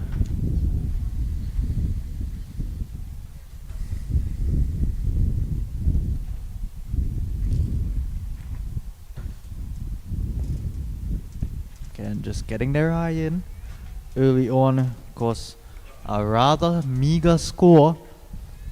They would be looking to pick up wickets, USA women, and they would undoubtedly make it harder.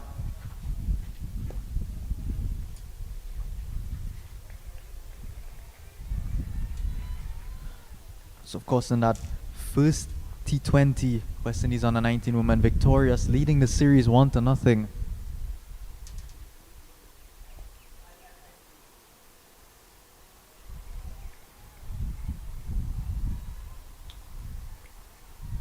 Would have been Ram Tahal and Haricharan would have taken up first strike in that game as well. Ram Tahal only managed to get 1 run. Haricharan was dismissed for a golden duck. Would be looking to get a better start off of here. Cumberbatch and Brathwaite got 26 and 10 respectively in that game. Says Ariel just over that first slip will run away close to the boundary, but not getting there and tidied up by that third man fielder. So that's first runs off the bat here for the West Indies women. Yes, a nice steady over by Chopra. Just not trying to do too many things, get it line and length. And West Indies just playing out that over. Ram Tahal in that last ball just went a little more aggressively at it, got an edge into the third man area, getting 2 to end over with 2 runs. In this reply from West Indies, trying to get to 105 to win this game. So it'll be, spoke about earlier, Mahi Madhavan. She'll come from this pavilion and that right-handed medium pace. She'll be moving the ball just away with the swing from the right-handed bat of Ram Tahal.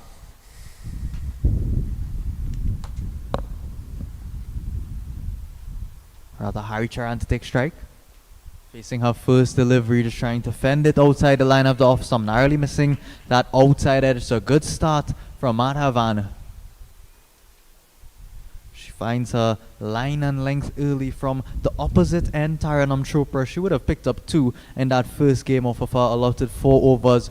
Madhavan got 2. They scored rather 14 runs off of her 2 overs.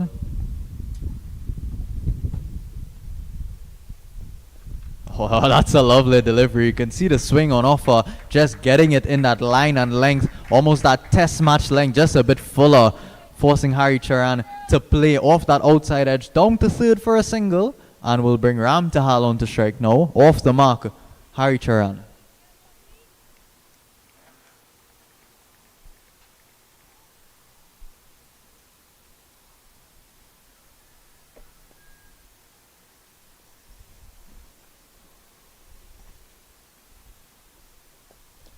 This is very full and very well played by Ram Tahal. For a second, maybe they thought catch would have been on offer, but rushes to the boundary ropes for 4. So the first boundary, a very full delivery, played straight back over the head. You could see what she was trying to do there, Madhavan. Get it very full and swinging back into the left-handed Ram Tahal. Yeah, so just a little too full, got it on a full toss, but very well put away by Ram Tahal. Excellent shot straight back past the bowler. Yeah, very well dodged by umpire Laborde there as well. We saw her fly out of the way. Powerfully struck by Ram Tahal. It's well bowled again. You love to see a fast bowler getting that ball to nip around early on. Just getting that swing, this would be back into the left-hander, bowling those nice and full lengths. Yes, excellent. Moving the ball nicely will undoubtedly eventually cause an error from Ram Tahal or Harry Charan if she can continue in that corridor of uncertainty, as it's called. Bit shorter on this occasion. Well fielded. They'll come through for a quick single. In the end, Ram Tahal nicely. It's a good start here from the West Indies women. Nice steady over once again by Madhavan. Bowling well. She just needs one more ball to close off the over. She seems to be getting a nice outswing.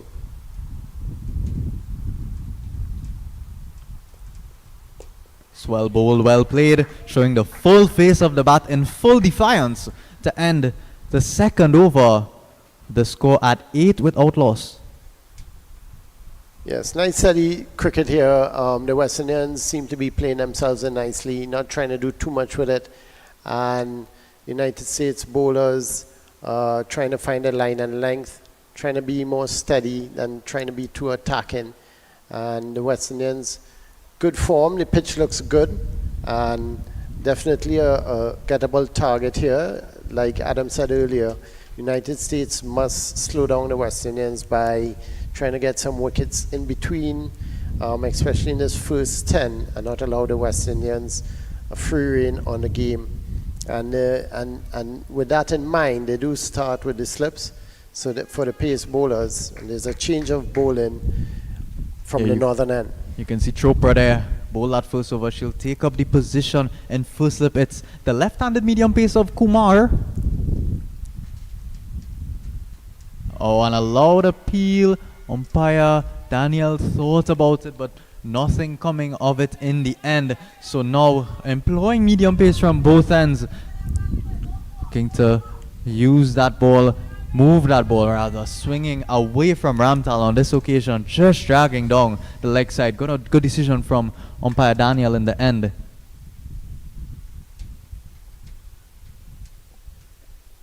Short and crack straight back. Did she get a hand on that? Very interesting. Not out in the end. We'll have a look at the non-striker as well. Harry Charan, if she had made her way back, was hit back powerfully, stretching out that left hand Kumar. Ram Tahal trying to pull that, but only got it straight back past the bowler. Seemed to get a left hand turret, and that was very close on our replay there.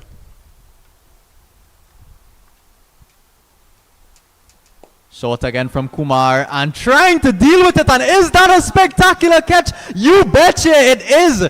Coming around there. We hear the wows from Mr. Basso, our producer. What a beautiful catch. It's coming around on that mid-on region, stretching that left hand out.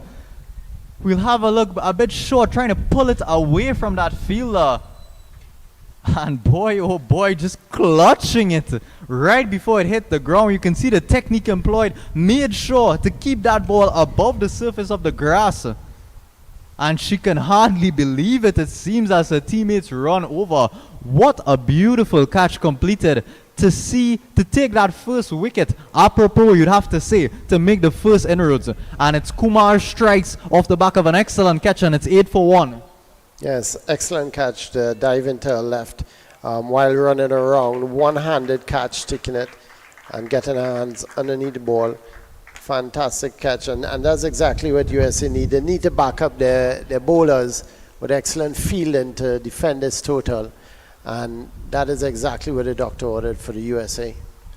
So Nijani Kombobach comes into the crease off of the back of excellent fielding there. Appears to be Niha Alapati. Have a look at it again. Don't think we can look at it enough. Was quick through the air and diving across. Exemplary fielding. Beautiful catch from Alapati. We spoke about the West Indies fielding in that first innings. They fielded really well. But putting them to shame, at least with this catch, is Alapati. It's a big, big wicket, bringing the ever-aggressive Nijani Kombobach out to the crease. Seemed a bit frustrated after that drop catch. Kombobach not quite being able to make inroads with the ball, but of course coming in at 1 down, she would set her sights to accelerate the West Indies women. It's windy conditions. We spoke. It was a bit breezy in that lunchtime break. It was just falling off, but of course they would be licking their lips, wouldn't they, at this breeze? The US women fast bowlers looking to swing that ball around, create problems.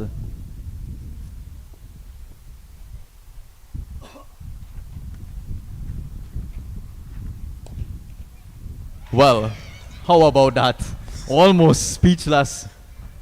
One catch, another catch. This chance, much simpler, was struck with some power. We spoke about the aggressive nature of Kombobach, but this one cut away straight to the hands of that cover fielder. Didn't have to move and stuck in. And on a hat trick now is Kumar. Didn't quite seem as though her head was in the game today. Kombobach, of course, she has prolific talent. Her reputation would precede her. Not quite able to contribute on this occasion with the bat. Wasn't the best delivery from Kumar. Had every right to go at it, you'd have to feel, but it was her first delivery. It's a golden duck straight to that fielder in cover. And the US women are on. Their tails are high here. They're looking to make inroads now. It's similar to the downfall of the US women in the batting innings earlier on. Saw them get off to an okay start, being watchful, and then losing those 2 wickets, which brought that 3rd wicket to fall and caused somewhat of an implosion. Kumar on a hat-trick. Again trying to cut it past that fielder at point. No runs in the end.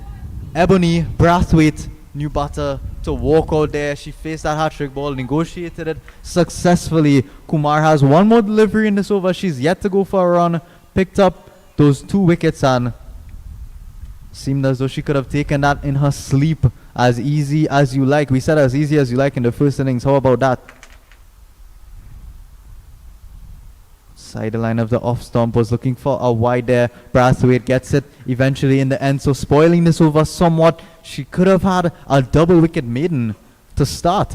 What an inspired change from skipper Paki Diala. Started with Chopra but entrusted Kumar, noticing that the ball was moving nicely from Madhavan, swinging nicely from the other end.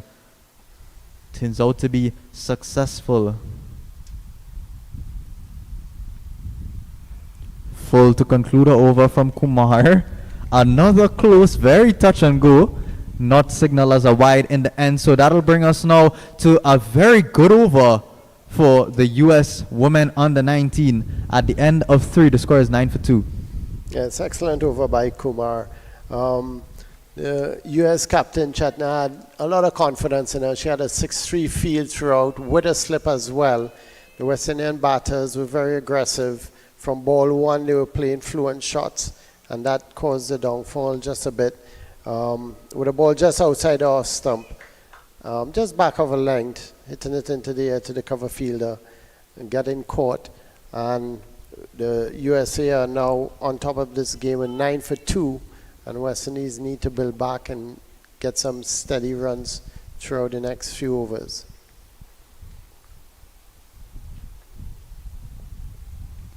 First slip again in place for Madhavan for exactly that reason. Getting the ball to move outside line of the off someone. A quick bit of work here done by the keeper. Thought that would have been another exciting moment to add early on here in this innings. Umpire Daniel says not out in the end. A bit of sneaky work, you'd have to say, back there.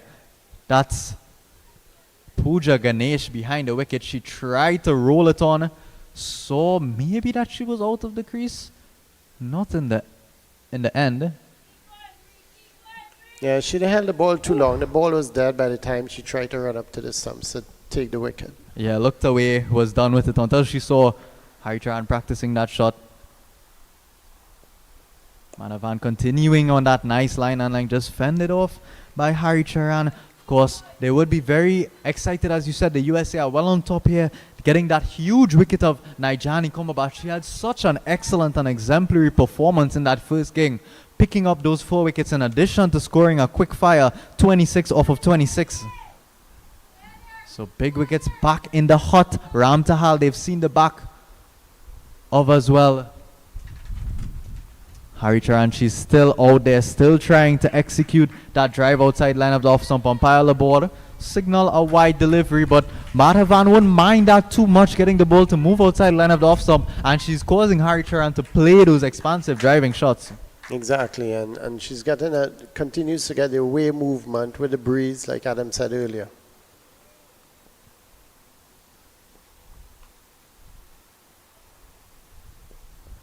Nice and full, but lovely shot. Not quite getting value for that good drive straight to the fielder. Skipper Paggy Diala keeping it very, very attacking. Chetna Reddy, Paggy Diala, she's known as CRP by her teammates, doing a good job out there to back the bowlers. No fielders outside of the circle early on, save for a third. Again driving outside the line of the off stump. Again a wide signal, and again looking to do some quick work behind the wicket.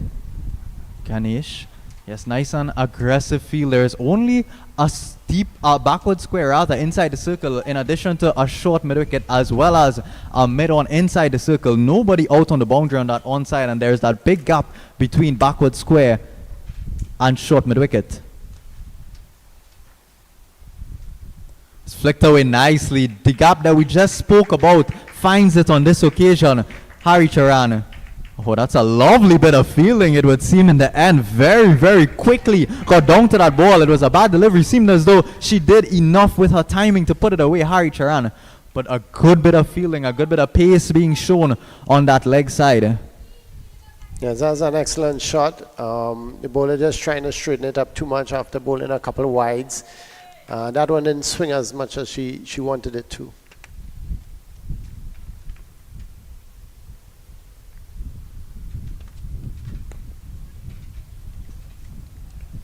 Had a look at that fielding effort. That's number 9, Sanvi Imadi, helping out her fellow bowler, saving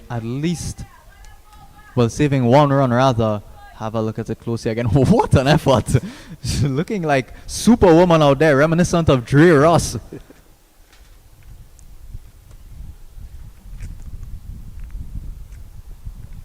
Going aggressive, straight back, a catching opportunity, but just managed to find the gap. Brathwaite will run into the boundary for 4. Was a great diving effort there, but just out of the grasp of that fielder at mid-on. Yes, a mixed over here. That's the end of the over. And 9 runs coming off it, I believe, maybe a little more than that. But it was a mixed over. She tried to hold her line outside the off stump with a little outswing. Unfortunately, a couple of them swung too much.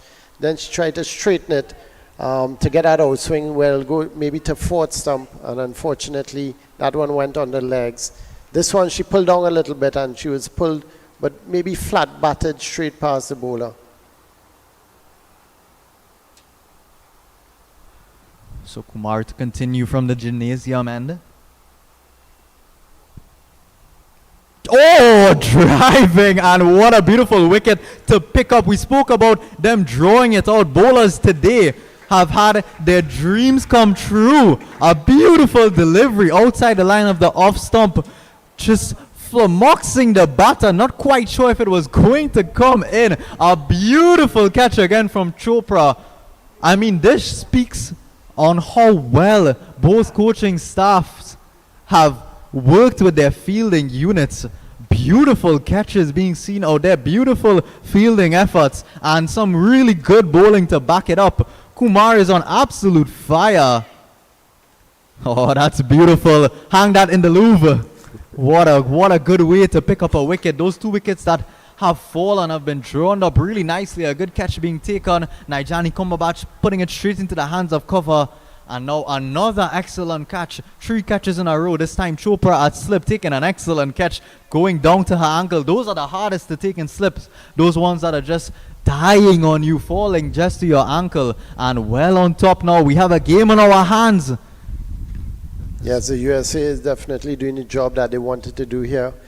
As we see Medic running onto the field to bring some attention to one of the batters. But the USA definitely doing the job they want to do, and the skipper Chetna is working her fielders, making sure she's attacking yet defensive in certain areas, keeping that slip in where there was an excellent catch by Chopra down to her left ankle. So the USA doing the job that they need to do at this early stage. The West Indies batters need to consolidate a bit and ensure that they bat through to the 10th over at least without losing another wicket while turning over the strike, trying to look for the singles. Yeah, so skipper Ramnath will come out in a precarious time for the West Indies women. Driving, nicely played, but finding that cover fielder, she'll have to do some digging in. Here the skipper scores 18 for 3 inside of 4.2. They had the US women reeling similarly in that first innings, would not like to follow up that performance with one similarly. Seems as though the US women have done ever so well thus far.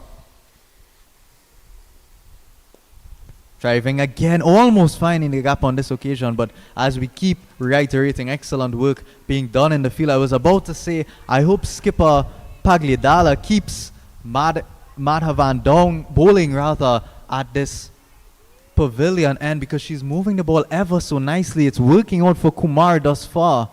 Madhavan has been a bit expensive early on, but medium pace is working again. Ramnath looking to drive on the up. Eventually, you'd have to feel as though she would pierce that gap. The line and line continues to be bowled by Kumar. Very, very accomplished Samara Ramnath. She'll have to draw out every single ounce of her experience here. Get the West Indies back into pole position.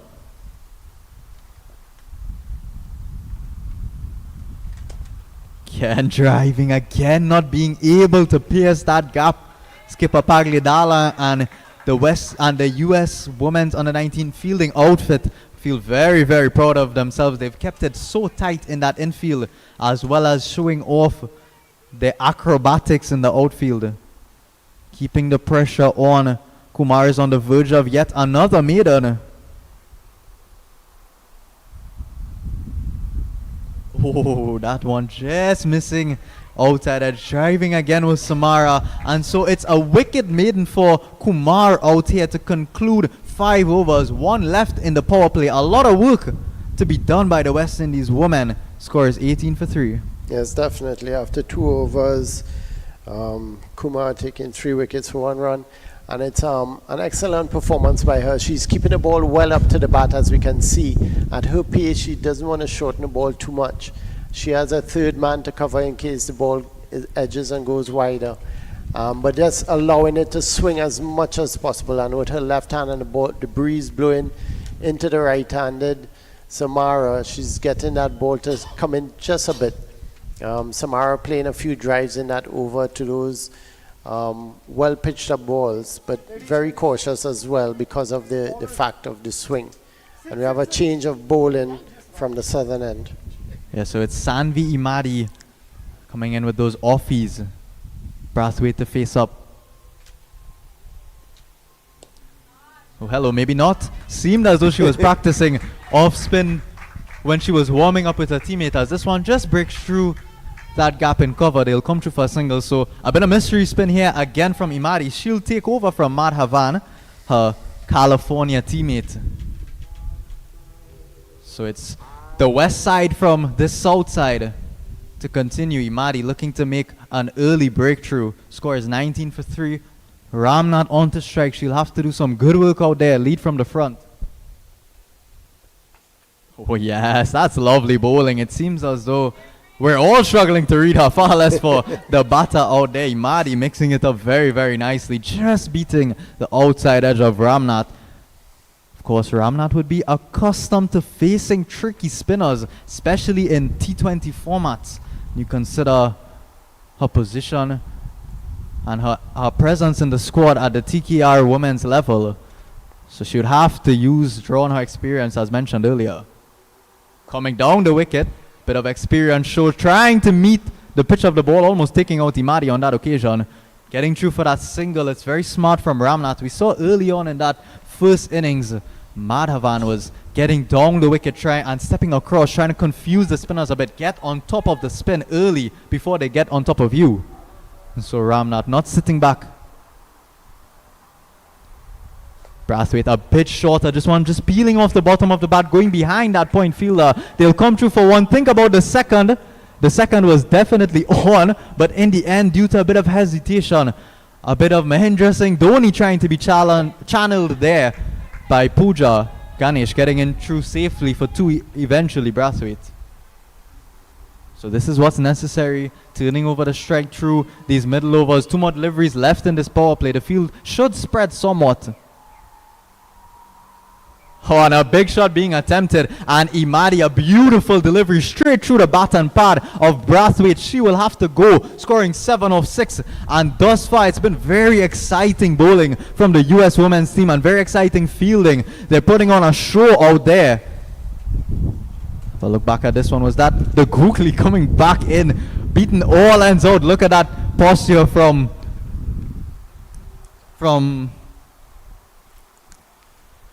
the departing batter on this occasion. She knew she was beating all ends up, not being able to read this delivery. She was beating Ramnath outside the line of the off stump was Imadi. And on this occasion, we'll have a look. Brathwaite. So Brathwaite, her eyes would have lit up as she saw that one. I mean, it's impossible to describe the skill that's required to pull that off. Imadi setting the batters up early on with those balls peeling away from the outside half of the bat. And on this occasion, wasn't able to read her was Brathwaite, beating all ends up straight through bat and pad. Another beautifully taken, aesthetically pleasing wicket, you'd have to say. So striking early in her first over is Imadi. Brings Abigail Bryce to the crease. Again, treacherous position. Spoke about how well they had done in the first innings, West Indies women, to have the USA batting in such a position, and now the USA have done it back to them. You can see the way that she's revving, flicking her wrist on that one over the top. She's trying to get as much out of the surface as possible. As you mentioned earlier, Mr. Davis, the wicket is playing, it's difficult to play the spin. The ball is turning nicely. So a successful over, another successful over for the USA under-19 women's. We'll come to the end of the power play now with the score at 22 for 4. Yes, excellent power play for the USA. This is not where the West Indies batters would want to be at this position. Imadi bowling excellent. She gets the ball from behind her arm, bowling leg break and googlies. We can't see exactly which one she's bowling here. But the ball dips tremendously and not bowling at a high pace, so she has to bowl it full to the bat. And this is what she was doing. And anything short, they were able to get on the back foot. So it'll be Bryce to face off her first delivery. Side the line of the off stump was on offer to cut through that offside. Signaled a wide eventually by umpire Daniel. So it'll be Chopra coming back. Of course, she opened the bowling from that gymnasium end. And for her second over, driven really nicely from Ramnath.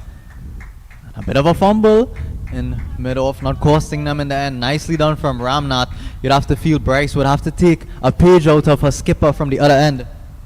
Just look to rotate the strike, get through these middle overs. Of course, it's only 105 to chase, but with 4 wickets down, we certainly have a game on our hands here. Yeah, definitely. 22 for 4 is a commanding position for the USA girls at this point.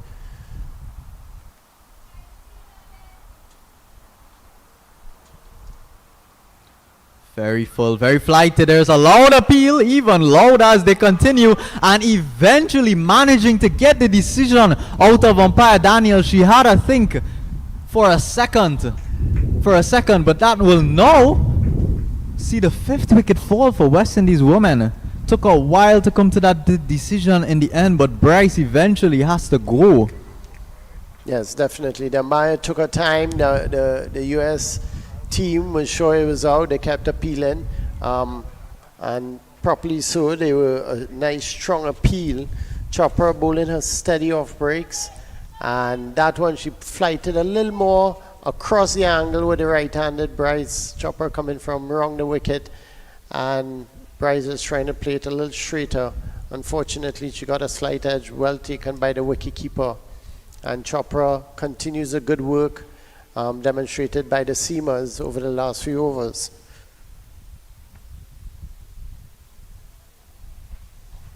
Yeah, so only 81 needed and 82 can be done at just under a run a ball. But as you said, 5 wickets now in hand. Who could have predicted this comeback? Oh, just left outside the line of the off stump.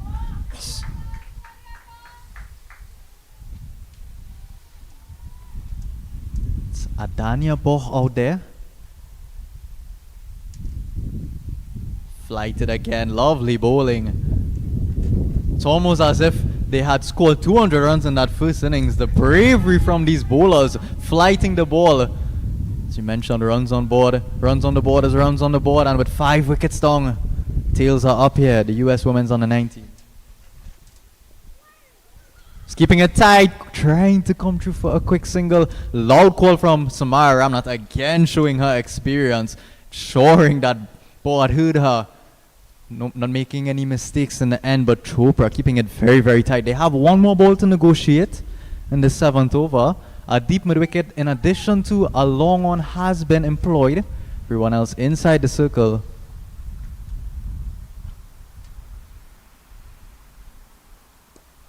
Driving nicely, would just get through. That's what she would have wanted, to play that ball down to that long on fielder, come through for a single. So she'll retain the strike, Adania Boch, at the start of the 7th over to score 24 for 5. Well 25 for 5 rather.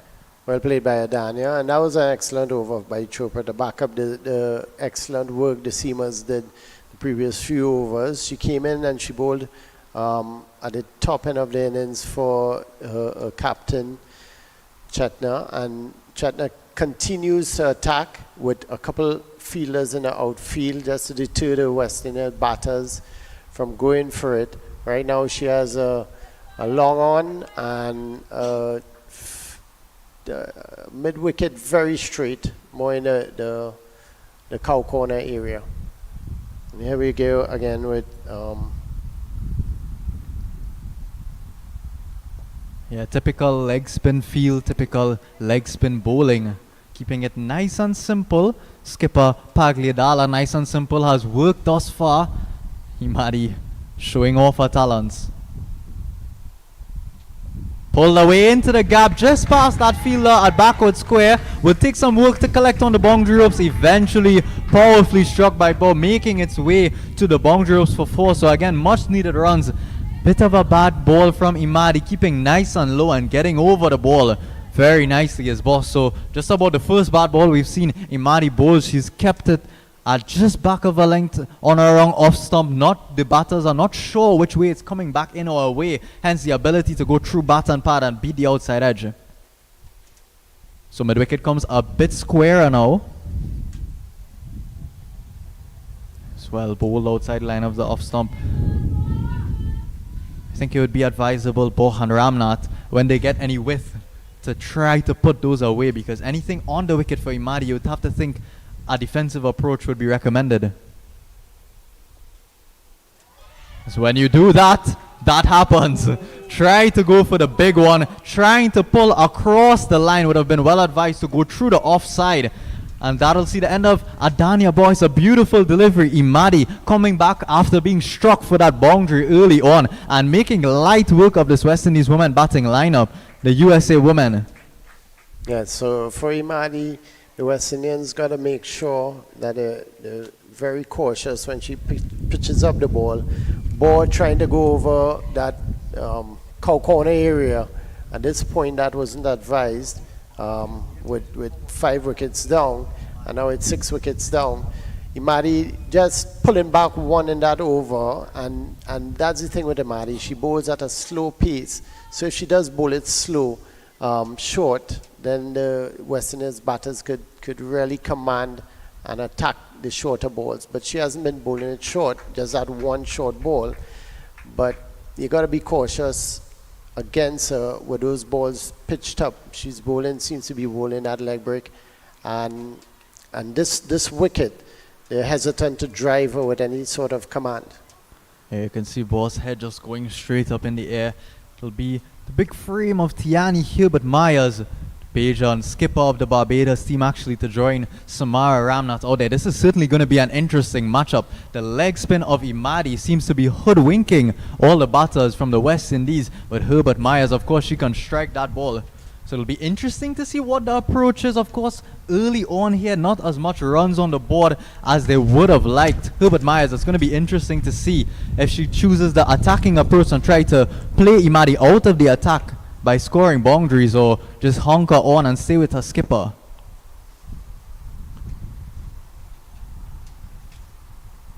Oh my word.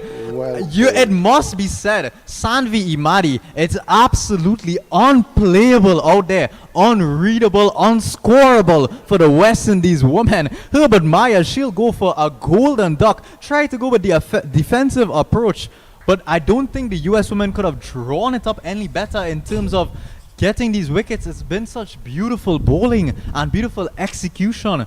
Herbert Myers, she's dangerous with the bat, but she has to go. I mean, look at that delivery. That's the caliber of senior players. Seemed as though she's perfected her art at a young age, Sanvi Imadi. Yes, and Chetna continues to do very well with the captaincy of this US team. She's not over-attacking at any stage, because although you're on top now, 100 runs is still not much to defend. So Imadi is doing her job there, pitching that one up well onto Midland leg, and with a little out the turn of the ball, the batter was beaten at that point. Herbert Myers didn't know much about that, played down the line of the ball, but didn't cater for the turn, hitting the off stump. Excellent bowling by Imadi, who's keeping it up to the bat where she has to.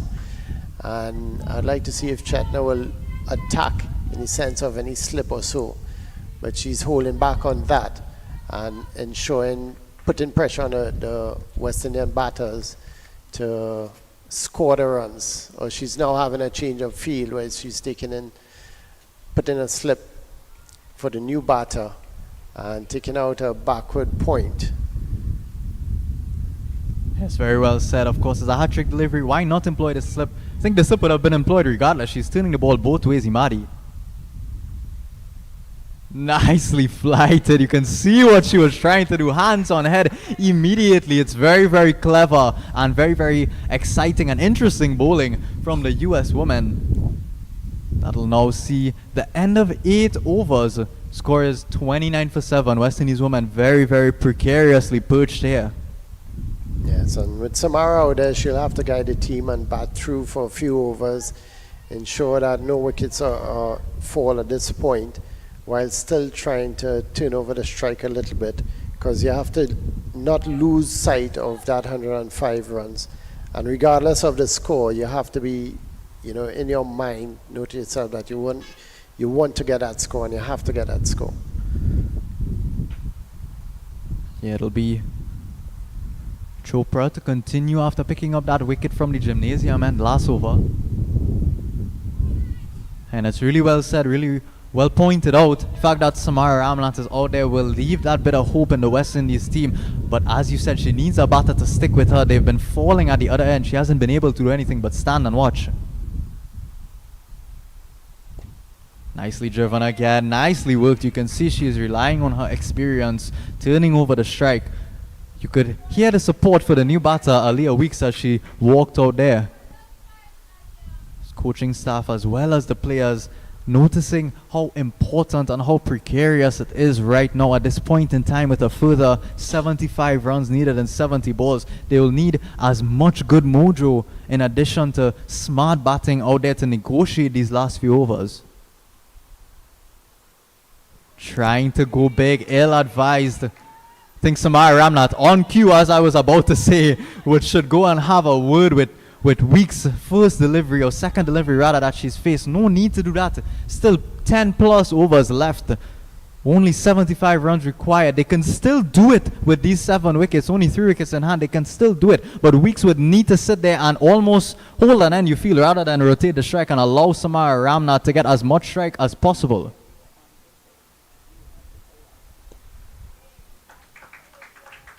Better playing now. Samara Ramnath.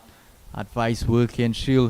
A number of thoughts will be running through her head right now. What's the strategy to combat the excellent bowling?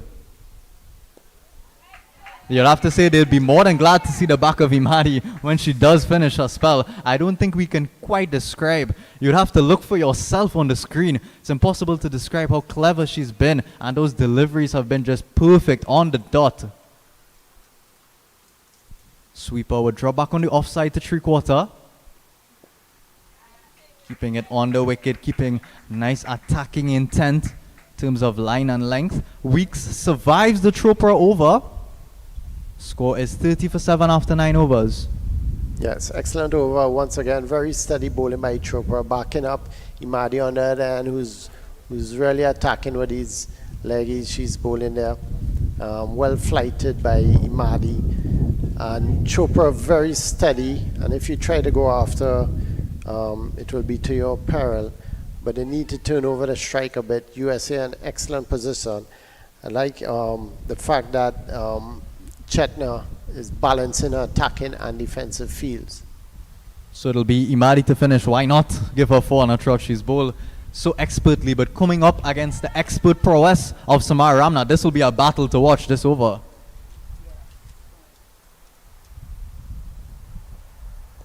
Of course, Imadi has 2 more left. They'll be itching to see the back of her, trying to get through. You'd have to assume it'll be a defensive approach being taken in these last couple of overs from Imadi. Need to get that front foot well forward to cover the turn. Just like that, getting the front foot forward, keeping your head and eyes over the ball. That's something I would have learned from you at a young age.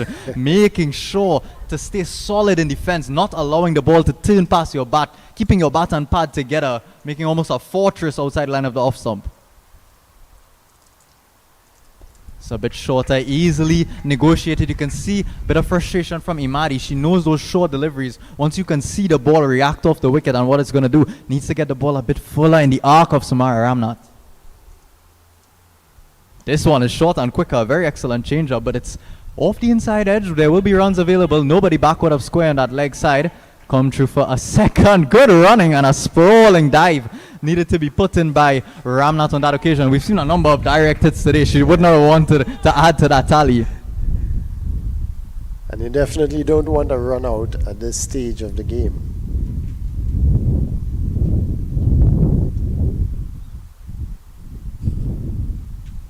Flighted outside the line of the leg stump, and similar to that sweep shot we saw earlier on in the innings, the sweep shot is employed by Samara Ramnath, and it was so well timed. Fielder rushing to the boundary ropes, could not get onto the back of it, and that's a sign of an expert batter rather, when that ball is on the leg side, the ability to cover it and just turn it through and get 4 runs behind square. Yeah, that's an excellent shot by Samara, taking advantage of Imani, losing her line just a little bit in the last 2 balls. She bowled a faster one 2 balls ago, looking to change up the bowling just a little bit. And this one, she just threw down the leg side just a little too much. Samara making sure she gets a bat outside the line of that leg stump, getting some bat on the ball and Nice boundary to backward square. So last ball to negotiate for Ramnath before the drinks. Last ball of the third over. Vimari. Flighted and oh no. Rather not attractive looking cricket from either side on this occasion. Ramnath not sure what she was thinking there, just needed to survive and get through to the other side of this drinks break. You can see the way her back lift was sort of a bit bigger. It seemed as though she wanted to go at anything that was offered to her on that last delivery, almost presenting the softest of chances for the USA women's team. It'll take us now halfway through the second innings, the end of 10 overs. The West Indies under-19 women at 37 for 7. We'll take a short break and rejoin you in a few minutes.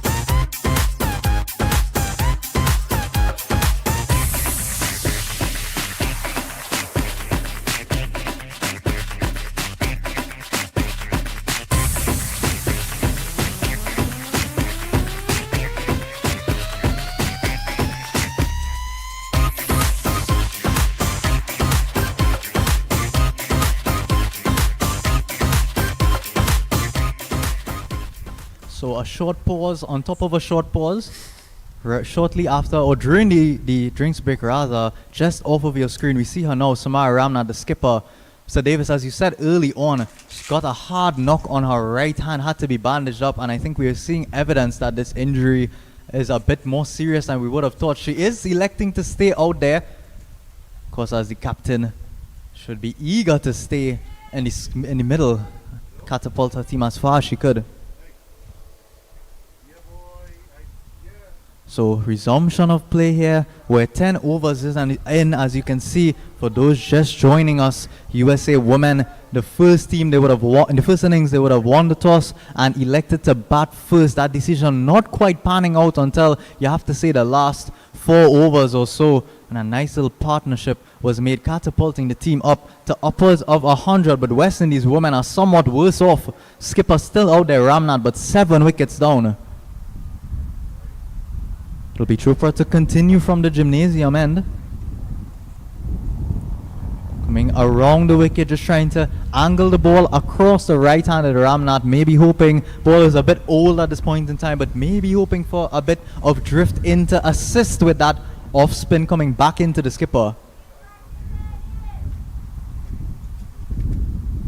This one is flighted and nicely played. Ramnath, she's playing some lovely cover drives through that offside region, but almost every instance it seems as though it's being stopped at that extra cover fielder, well positioned.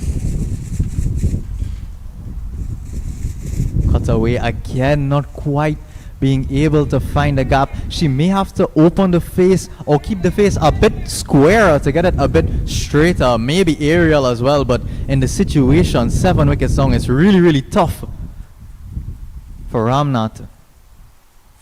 This one is one to go, just manages to play it down to that middle fielder. Of course, everyone in the building would have expected a close shy at the stump again, just fumbling it. Ramnath managing to come through for that single, leaves 2 deliveries, almost a test match strategy, leaving a small amount of deliveries to be faced by the tail end batters, and Ramnath looking to farm the strike somewhat. Weeks, it's well played, manages to find the gap with that unorthodox shot. Ramnath leading with the elbow, playing it directly to the field. That's what the field is there for. But Weeks just coming with that horizontal bat, managing to find the gap. You think maybe Ramnath would have to break out of her shell a bit, not stop with the dazzling technique that she has produced, and maybe get a bit bludgeonary with it.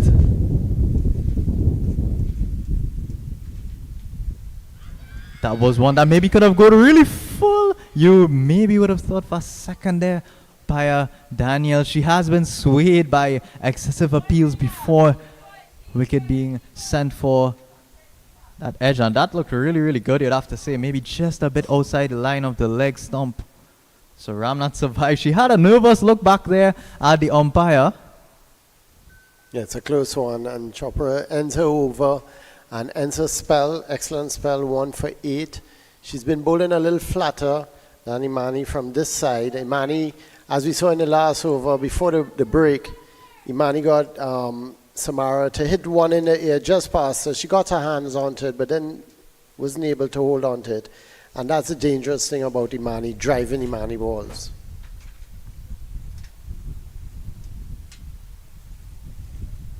Oh yeah, she'll be looking to get one back here in this innings, just beating the ball outside the line of the off stump.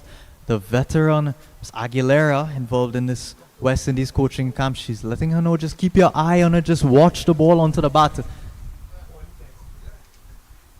This one is one to go, and she'll accept the extra in the end, a wide delivery. There is a deep mid wicket in addition to a long one out, but that backward square is inside the circle. Just one fielder to beat behind the stumps. Imani would do well to just sort of line it up. If she gets 2 or 3 in an attacking spot, Weeks would be in trouble. Looking to get aggressive as Weeks, and that'll be the downfall of her. Imani coming back, flighting that delivery, an excellent comeback ball. She knew Weeks was looking to get aggressive. Again, her eyes would have lit up as she saw that full delivery, and have a look at the dip on that as well. Excellent bowling, maybe a bit of a flipper technique being used as well, and it'll see the back of Weeks. Fortunately for the West Indies women, they're reeling here. They do lead the series 1-0 across 2 games, that second game being rained out, but the USA women looking very much likely to equalize this game. But of course, those 3 games left in the series. Very entertaining stuff. Yes, well done by Imadi. It's excellent bowling, and when she throws it up, because of the speed she bowls, which is a little slower than the average spin bowler, especially Chopper from the other end, they work well together. The ball dips tremendously, and the West Indian batters are being duped into thinking that the ball is a little closer to them, and by the time they get into the shot, the ball has dipped under their bat. Imadi also, we saw in the end of the last over, and this over as well, the first ball, maybe her fingers are getting a little tired, bowling 4 straight, especially those leg breaks. First time we saw a couple loose balls. I'd have to say she deserves to be a bit tired. She's done so well so far, picking up 4 now. Continues with those flighted deliveries. That's Kayla George, wicketkeeper, to join Samara Ramnath out there. Of course, she would have played for the Windwards in the recent regional under-19 women's tournament played across Trinidad and Tobago. hails from Dominica. She'll join Samara Ramnath. She's still there.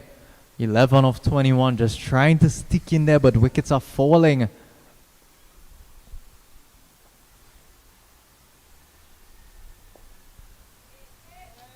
May seem as though she's just getting the ball up there, Imani, but you'd have to assume it's well within her plan, trying to force George to play that big shot. She's done well thus far. Only one delivery left in the spell. Very important delivery.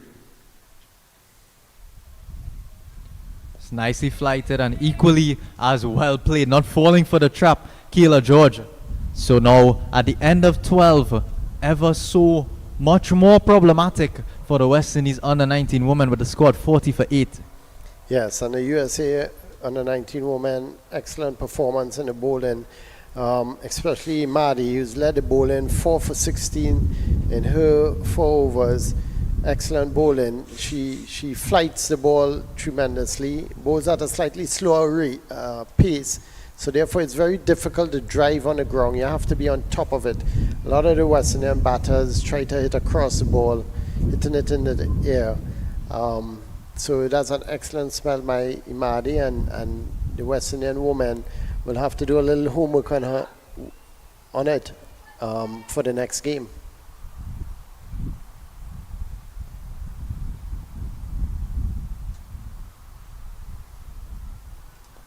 So it'll be Kumar to continue from this gymnasium, and again, Samara Ramnath doing a good job just to turn over the strike. Unfortunately, her batting partners at the other end struggling against the bowling. Kumar, she's been taking those wickets in this game thus far, making things very difficult. We'd like to say hello, of course, to those parents and fans of this team watching back home in the United States of America. They would, of course, be enjoying what they're seeing thus far. It was a very, very good innings in that second T20 that rained out the first innings by the US. They would be enjoying the bowling attack thus far, putting on a show. It's been not just the pacers, not just the spinners. It's been a good all-round performance in this second innings from the USA fielding and bowling attack. Kayla George doing what's necessary so far. You can't think so much about chasing down these runs until you come into the last about 5 overs or so. With 8 wickets down, Kayla George will just have to be defensive. Slip in place for Kumar, well left outside line of the off stump. There's a third fielder down on the boundary ropes. Nobody else outside of the circle remaining attacking. Skipper Pagliadala, we thought she would have to excel with both bat and ball today. Her teammate Vala Beneni let us know that she's known as the GOAT amongst the squad. Has not quite had to apply all her talents today. She's been so well supported.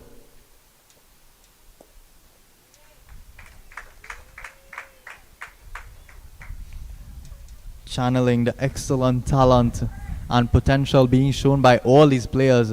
They're channeling it through now, showing off just how devastating they can be with ball in hand.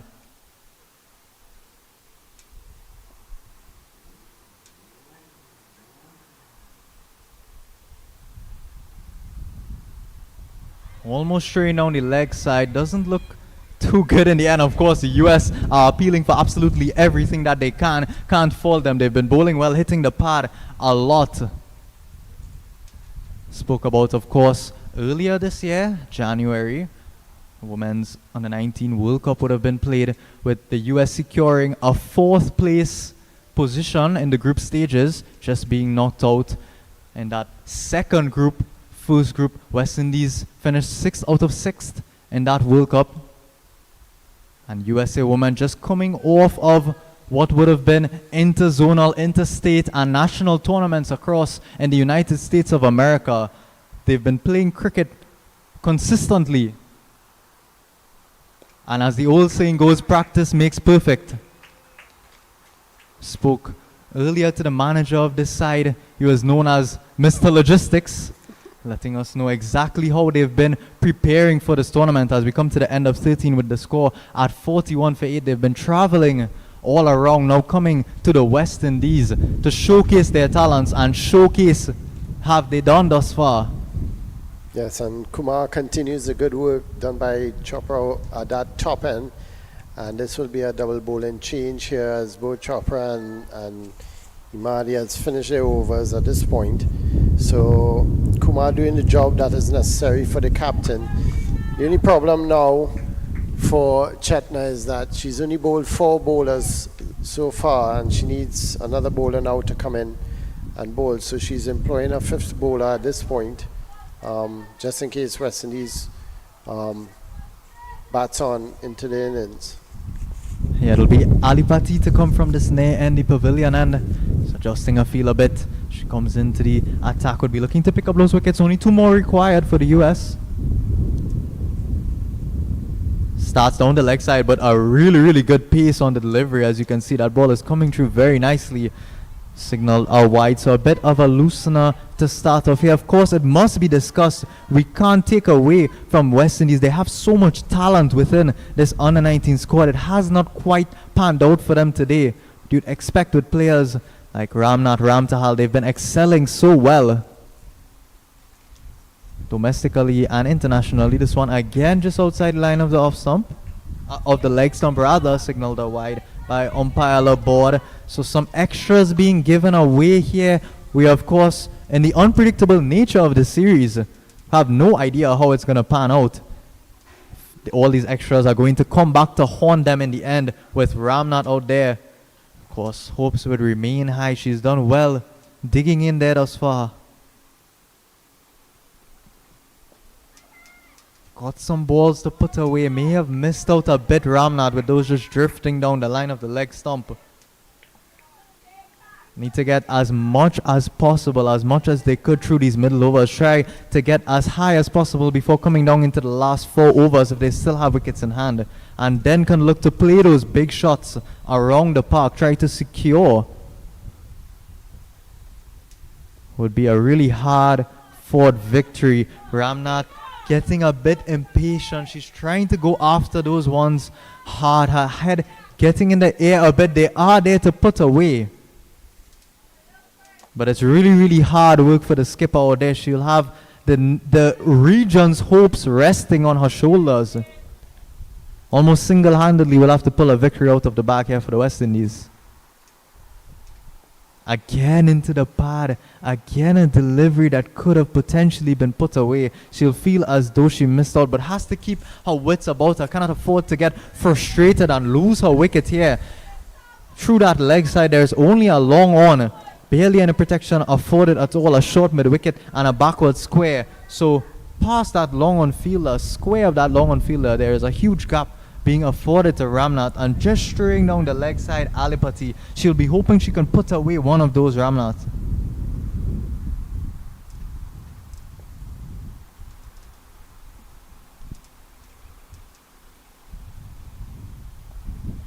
This one again striking the pad. Bit of a hopeful appeal not out, says umpire Laborde. They'll come through for a quick, what appears to be leg byes. Yes, the umpire will signal that now. Just going down leg. She's getting herself forward, trying to carry her momentum into the shot to clear the boundary ropes, as the field will converge into the 30-yard circle for the new batter, Kayla George. Yet to get off the mark. She's been there for 9 deliveries, doing what she has to do thus far.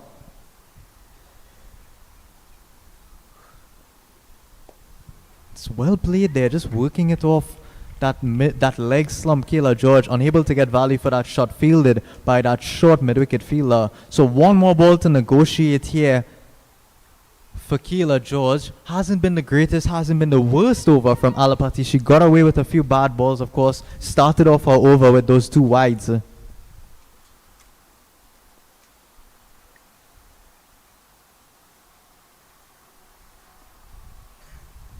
Down the leg side again, signal a wide again. You'd have to say with the pace that she's coming through it, Alipati would be mildly discomfort as long as she keeps that ball short of a length, just on or around the stumps.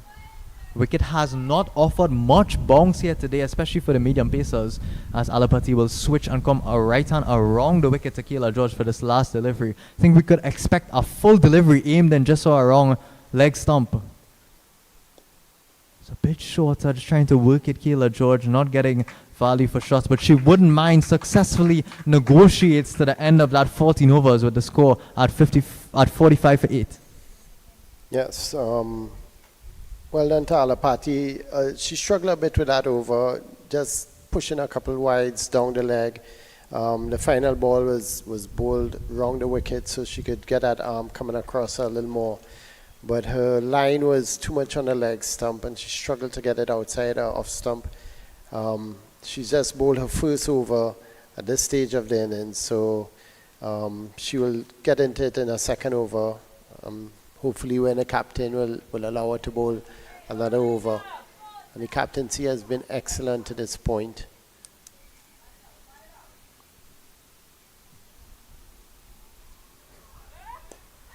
So a change in bowling here. It's going to be skipper herself, CRP. Chetna Reddy Pagidiala. First over, bringing on herself a bit later on in the inning. 6 overs left to go. This is the one we've been waiting for, almost managing to poach a wicket immediately. Pagliadala, proficient with both bat and ball. As well, one of the younger players on this side, very similar player to Samara Ramnath. Of course, Pagliadala bowling that left-hand orthodox, batting left-handed. It's a mirror copy of Samara Ramnath. They're both around the same age as well, and both the skippers of respective teams. This is really full, just dipping at the last second. But Pagliadala, she was a bit destructive with her bowling in that interstate tournament we spoke about recently. So on a signal the wide, she managed to pick up the best bowling economy for the entire tournament in that West Conference. Additionally, we mentioned a century on debut. So no slouch with ball or bat or captaining ability, it appears. Flighting it nicely, just looking to coerce George out of her crease a bit, force her to play that big shot. Do have Chopra, she's taken up that position in first slip for almost the entire innings. Looking to pounce on any catch. We saw her take that spectacular one earlier on. Oh, and that's a beautiful delivery, exactly why she had been taking wickets. Pagliadala just getting that one to skid on a bit with the arm, just missing the top edge of Keela George and clipping the bails top of off. And Pagliadala taking after her fellow spinners, holding that good line and length. Yeah, that one was just in between, passing through bat and pad, rather keeping a bit low. She's slow through the air, flighting it a bit. Pagliadala, and the skipper CRP, she strikes with the West Indies in a very, very, very terrible place at this moment in time. Only one more wicket remaining.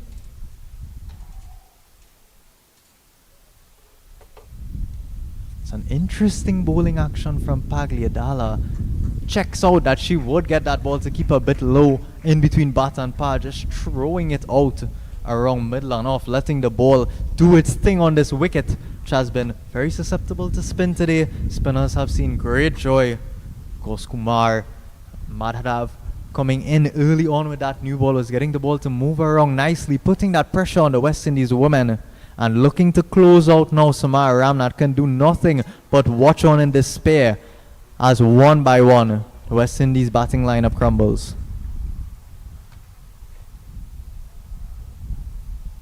So it'll be a left-hand orthodox to a left-hand orthodox. Plummer comes out there. Pagliadala looking to end it off in this over potentially.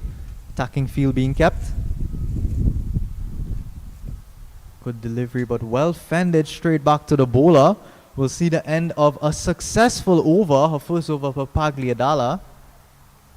Yes, well bowled to Pagliadala. She has an unusual action. Doesn't get the arm coming right from wide and then coming around, but she bowled with excellent control, and like all the US bowlers, really attacking bowlers using the flight of the ball. The only one really was been using the flight so much, but it was very steady, is Chopra. But other than that, most of the US bowlers, the spin bowlers, use the flight, especially Alapati. Imani, and Alapati continues from the southern end, bowling medium pace.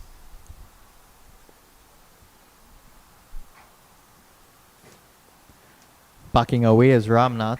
think it would be expected. She has to do it all herself now, has to create her own chances and boundary scoring opportunities. But Alapati, she would be thinking in her head, you've got to control that line and length. Keep it just on the wicket. That's all you have to do. Ramnath, she may make her own mistakes trying to fashion shots, giving away extras.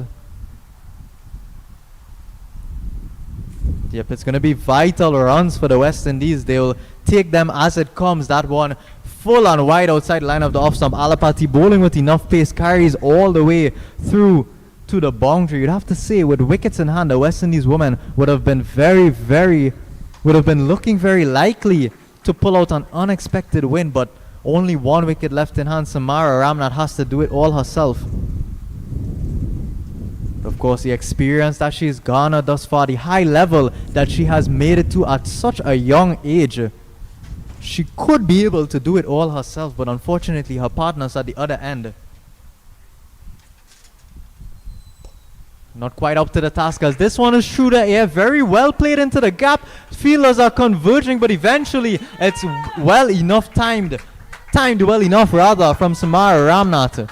Manages to find that gap. Alapati maybe letting the skipper down a bit here. She's been a bit expensive. 52 runs required and 30 deliveries. Is there any chance on for the Windies women?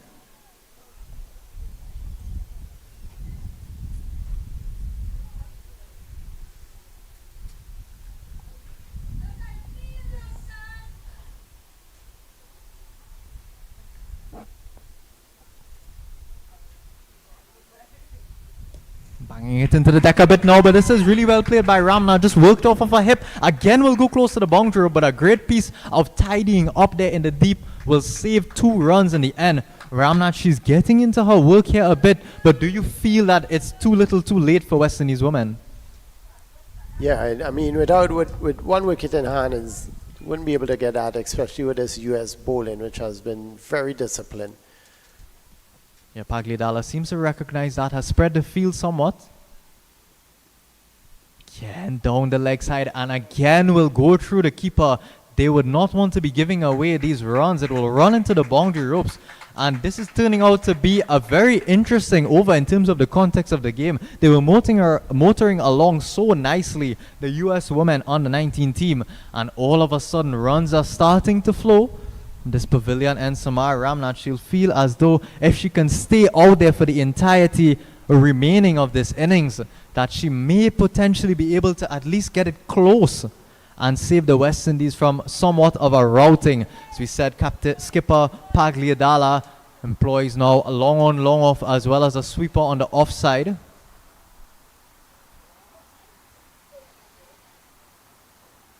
Ramnath, that's really well played. Just rose with the bounce a bit off the back foot. A textbook cover drive off of the back foot, playing it straight to the fielder, however.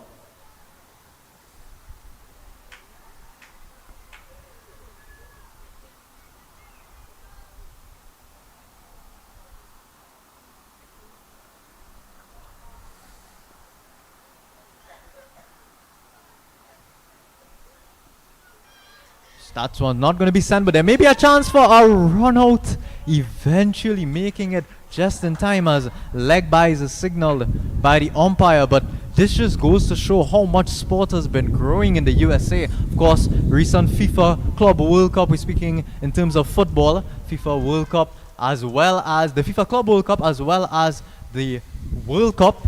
It's being played in America. See their expansion in terms of football.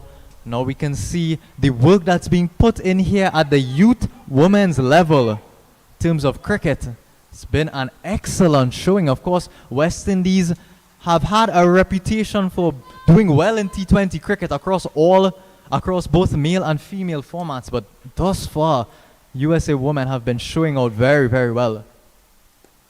So, left-handed Phillips. Plummer, she was trying to come through for the single, but the smart thing being done by the skipper on this occasion, looking to retain strike at the end of the over. So now, after 16, West Indies women are 64 for 9.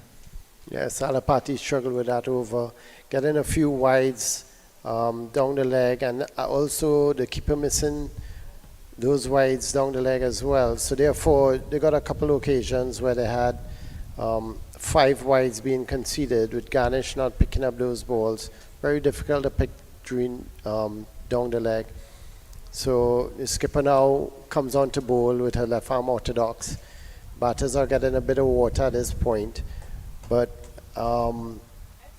Chetna employed a more defensive field since Anapati is struggling to hold her line and length a bit. She got it right, her line at some point during over the last 3 or 4 balls, but again came a little too short, and that was when Samara drove her off the back foot for 4 through the covers.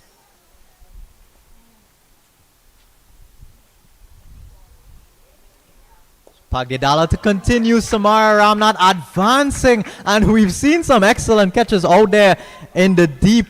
This time Ramnath not quite being able to clear the boundary. There was a mix-up, the 2 was on, and you'd have to feel that was at the forefront of their mind. Plummer just trying to come through for the second to get her skipper Ramnath back on strike, not being able to accomplish that in the end, but good use of the feet and good covering as well, not letting herself getting beat outside the line of the off stump. Made sure to get some bat on it. Would have been sniffing greedily back there, Pooja Ganesh. Was close in the end, a direct hit might have had her worried for a minute. Oh, this one goes straight through. No protection back there. Will run close to the boundary. Chopra is chasing after it. Will take a good piece of work, and well done in the end. Stopping it right before the boundary ropes and allowing them to come through. What appears to be a single in the end, called by umpire Vicky Daniel. So, Mr. Davis, I don't know if it's a bit too early to call, but do you have a candidate in mind for MVP, for player of the match today? Of course, Imadi with those 4 wickets, Kumar with those 3 wickets really sparked the start of the downfall for the West Indies women. Advancing again is Ramnath, and clearing the infield is Ramnath, managing to get the ball over the top into the boundary ropes for 4 vital runs late on here for the West Indies women. Well, if Ramnath wins it from here, then I'd have to agree with you there. I'd have to agree with you there. Ramnath as the player of the game. But yeah, definitely Imadi will definitely be a major consideration. She bowled very well. She was hard to get away, very tight and penetrative. So, and some good performances by Kumar as well. 3 for 2 runs. You don't see that very often. Yeah. So Pagliatala will be looking to dismiss her opposing skipper. A bit of a change in the field. The sweeper will drop out wide, and an extra fielder from that offside will come across to the onside and take up short mid-wicket. Back and across. Very well played, Will Milk. Well, thought they were coming through for a single, but again, it's smart batting from the skipper. Plummer looks a bit suspect on strike. And Ramnath, if she can do that consistently, she should be farming the strike, for want of better words. Pagliadala to continue. Oh, she's giving her balls to hit. This time just playing it just wide of that short extra cover fielder. Only able to come through for 1 in the end, but it's what they would have wanted, the West Indies women. Only 1 ball remaining in this Pagliadala over. But I wouldn't be surprised if she manages to pinch that wicket, getting the ball to turn back into the left-handed Plummer, who has not looked up to the task of facing Pagliadala so far. She's been bowling excellent line and lengths. So the field is spread, obviously, allowing them to come through for that single. Will not be taken undoubtedly by Ramnath. Oh, that one is a wide delivery outside the line of the off. Some Plummer would have done well to leave it, not trying to fetch it and potentially getting an outside edge. What this does allow is an extra delivery in the over to be bowled at Plummer, and Ramnath will make her way down, letting her know exactly how to negotiate this last delivery. It all hinges on Brianna Plummer negotiating this delivery safely and getting Samara Ramnath onto strike. Oh, this one again would have been advised, I think, potentially to leave that outside line of the off stump with that first slip in place, but negotiated safely. Continuing on the effort here, Plummer and Ramnath, the score at 72 for 9, 3 overs remaining. Yes, and Ramnath keeps West Indies chances alive, being there, which she has to stay. West Indies women now need 33 runs in 3 overs, just about 10, 11 runs and over. And Ramnath is, going to fight it down to the end, but we have a change of bowling from this end that we're going to see. In that last over, skipper bowled very well, Chetna, but Ramnath was up to the task, hitting her for 1 over. She employed a slightly defensive field closer to the end of the over, and now she'll be thinking about ensuring she has her fielders patrolling the boundaries and covering those 4-run boundaries, because that's the only way Ramnath will. She needs 2 or 3 boundaries every single over to get close to this score. Yeah, they can't do it in singles.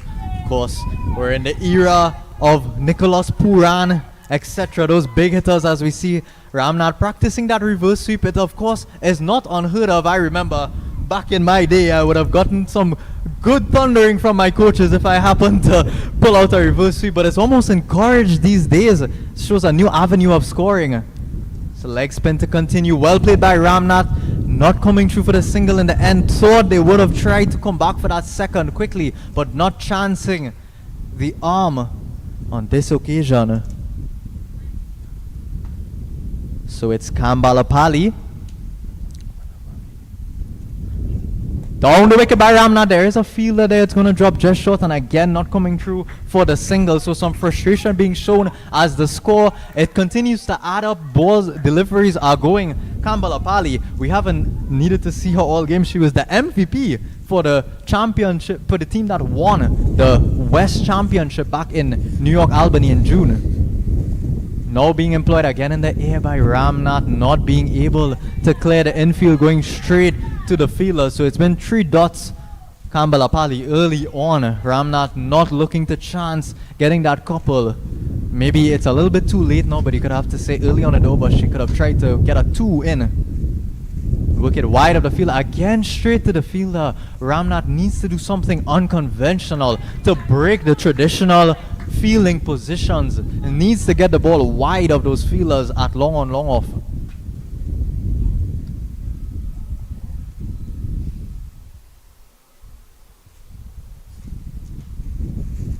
Again advancing, she will find a gap this time. They will settle for the single on this occasion. So it's over to Plummer. One more delivery to survive in this over.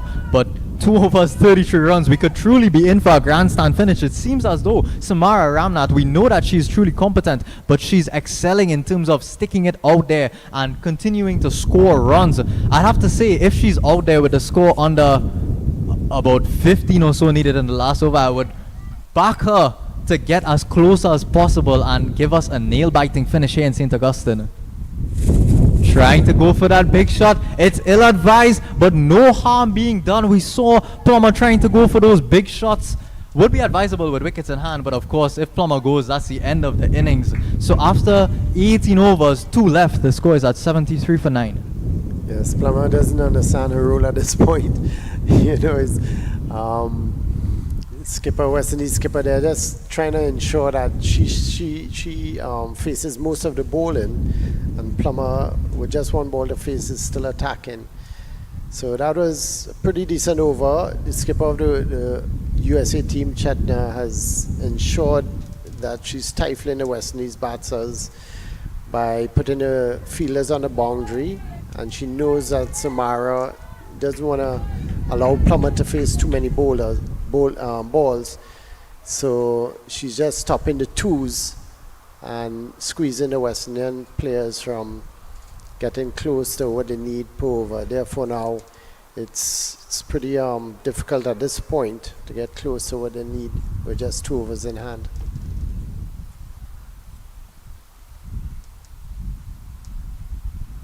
Looks like Kumar to continue. They will get an extra of this first delivery, and now it seems as though the extras are adding up.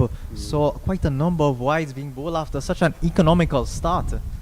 And now Samara Ramnath, she's putting the whole team on her back, doing it single-handedly thus far. She'll have to be a bit unconventional, think outside of the box slightly to beat the excellent fielding positions.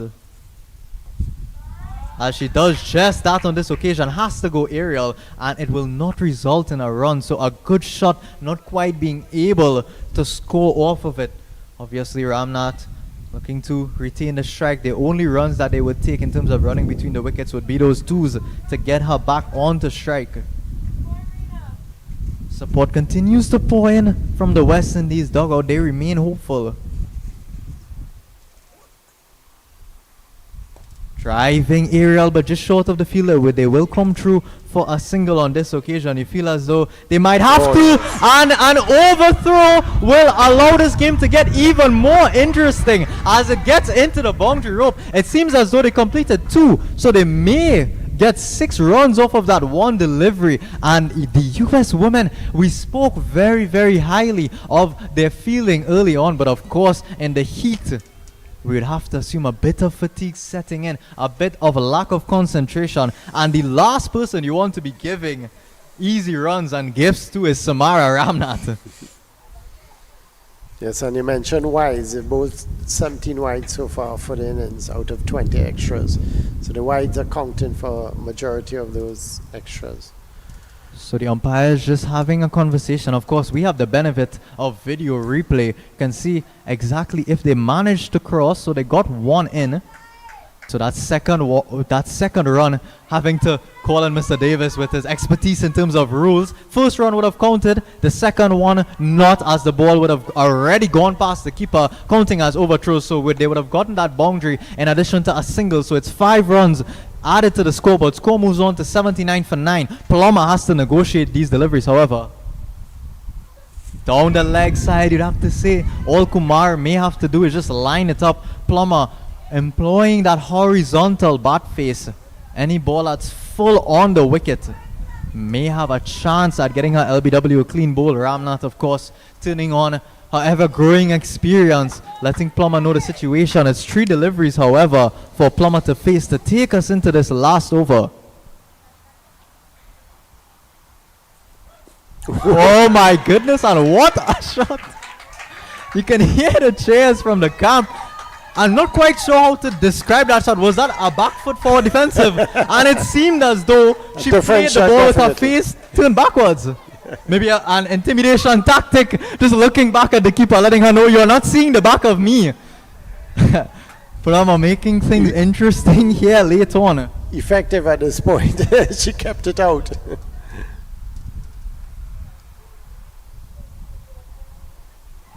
And again, straying down the leg side. No wide call from the umpire, which is surprising. Not much complaints, however, from the West Indies camp. Can't afford to be straying down the leg side. That one appeared to be a wide. Maybe you would have to assume if there was bat on it, it would have been out as well. So not quite sure. But they would take that dot ball, as well as the West Indies would take any runs they can get at this point. And again down the leg side, and again another wide. Maybe should have taken that single there, getting the right-hander back onto strike. But you'd have to say, with the left-handed Plummer, Kumar not quite being able to line it up, still bowling that right-hander's line, drifting down the leg side. They would be hopeful as long as they have Plummer on strike, but Kumar needs to line it up. Of course, only 2 more balls left to complete her spell. Skipper Pagliadala just having a word with her.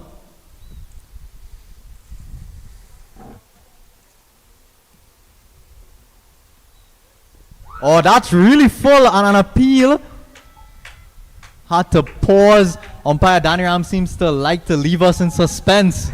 Not quite sure what was about to happen, but by any means necessary to fend out the deliveries. A bit of break dancing on show. Bit of footwork. We spoke about football earlier. Bit of footwork necessary to keep that out. They would have been interested there for a second, Kumar and company. But here we go, 1 delivery. It all hinges again on Plummer.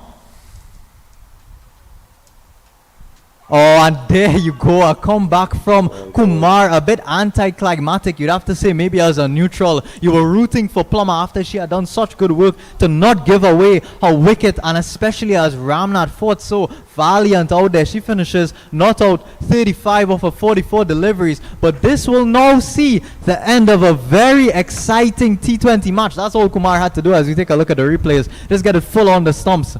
But we now come to the end of what has been a very thrilling day. We do hope you enjoyed the coverage as much as we enjoyed watching this game here live. The end of the day was a valiant effort by skipper Samara Company, and the West Indies under-19 women did everything that they could and almost were able to get over the finish line, bar some excellent bowling from the United States women. Of course, Kumar tidying it up there. She ends up with 4 wickets, 1 maiden, 10 runs off of her 4 overs with an economy rate of 2.5. And we spoke about Imadi, but it seems as though Kumar, with the economy rate that she has surpassed Imadi in terms of the best bowling performance for the day and in terms of MVP. Well, yes, the 2 excellent spells by Kumar and Imadi. I thought Chopra did an excellent job in containing the batsmen, but Imadi at the other end taking wickets. Chopra kept the runs down and bowled her 4 overs, only going for 8 runs and collecting 1 wicket in that time. An excellent job by Samara today, but it wasn't to be. And West Indies still short of the runs, only getting to 81 runs. And the United States of America equal the series now. It's 1-1 with 1 game rained off and 3 more games to play. Yeah, so we're all tied up, as you said, coming down into the last 3 games. Of course, there was some standout performance on both the batting and bowling side for the USA under-19 women. They come out victorious in the end, tying up the series, and so we are set up very nicely for the next 3 games. The next of which is to be played right here tomorrow. So we welcome you back across the region and across the world to Cricket 360 tomorrow at 10 a.m. for the start of the game. On behalf of myself, Mr. Adam Fulong, Mr. Gregory Davis, our producer, Mr. Vaso, and our cameraman, Mr. Richard Chinfat, we'd like to thank you for tuning in and catch you next time.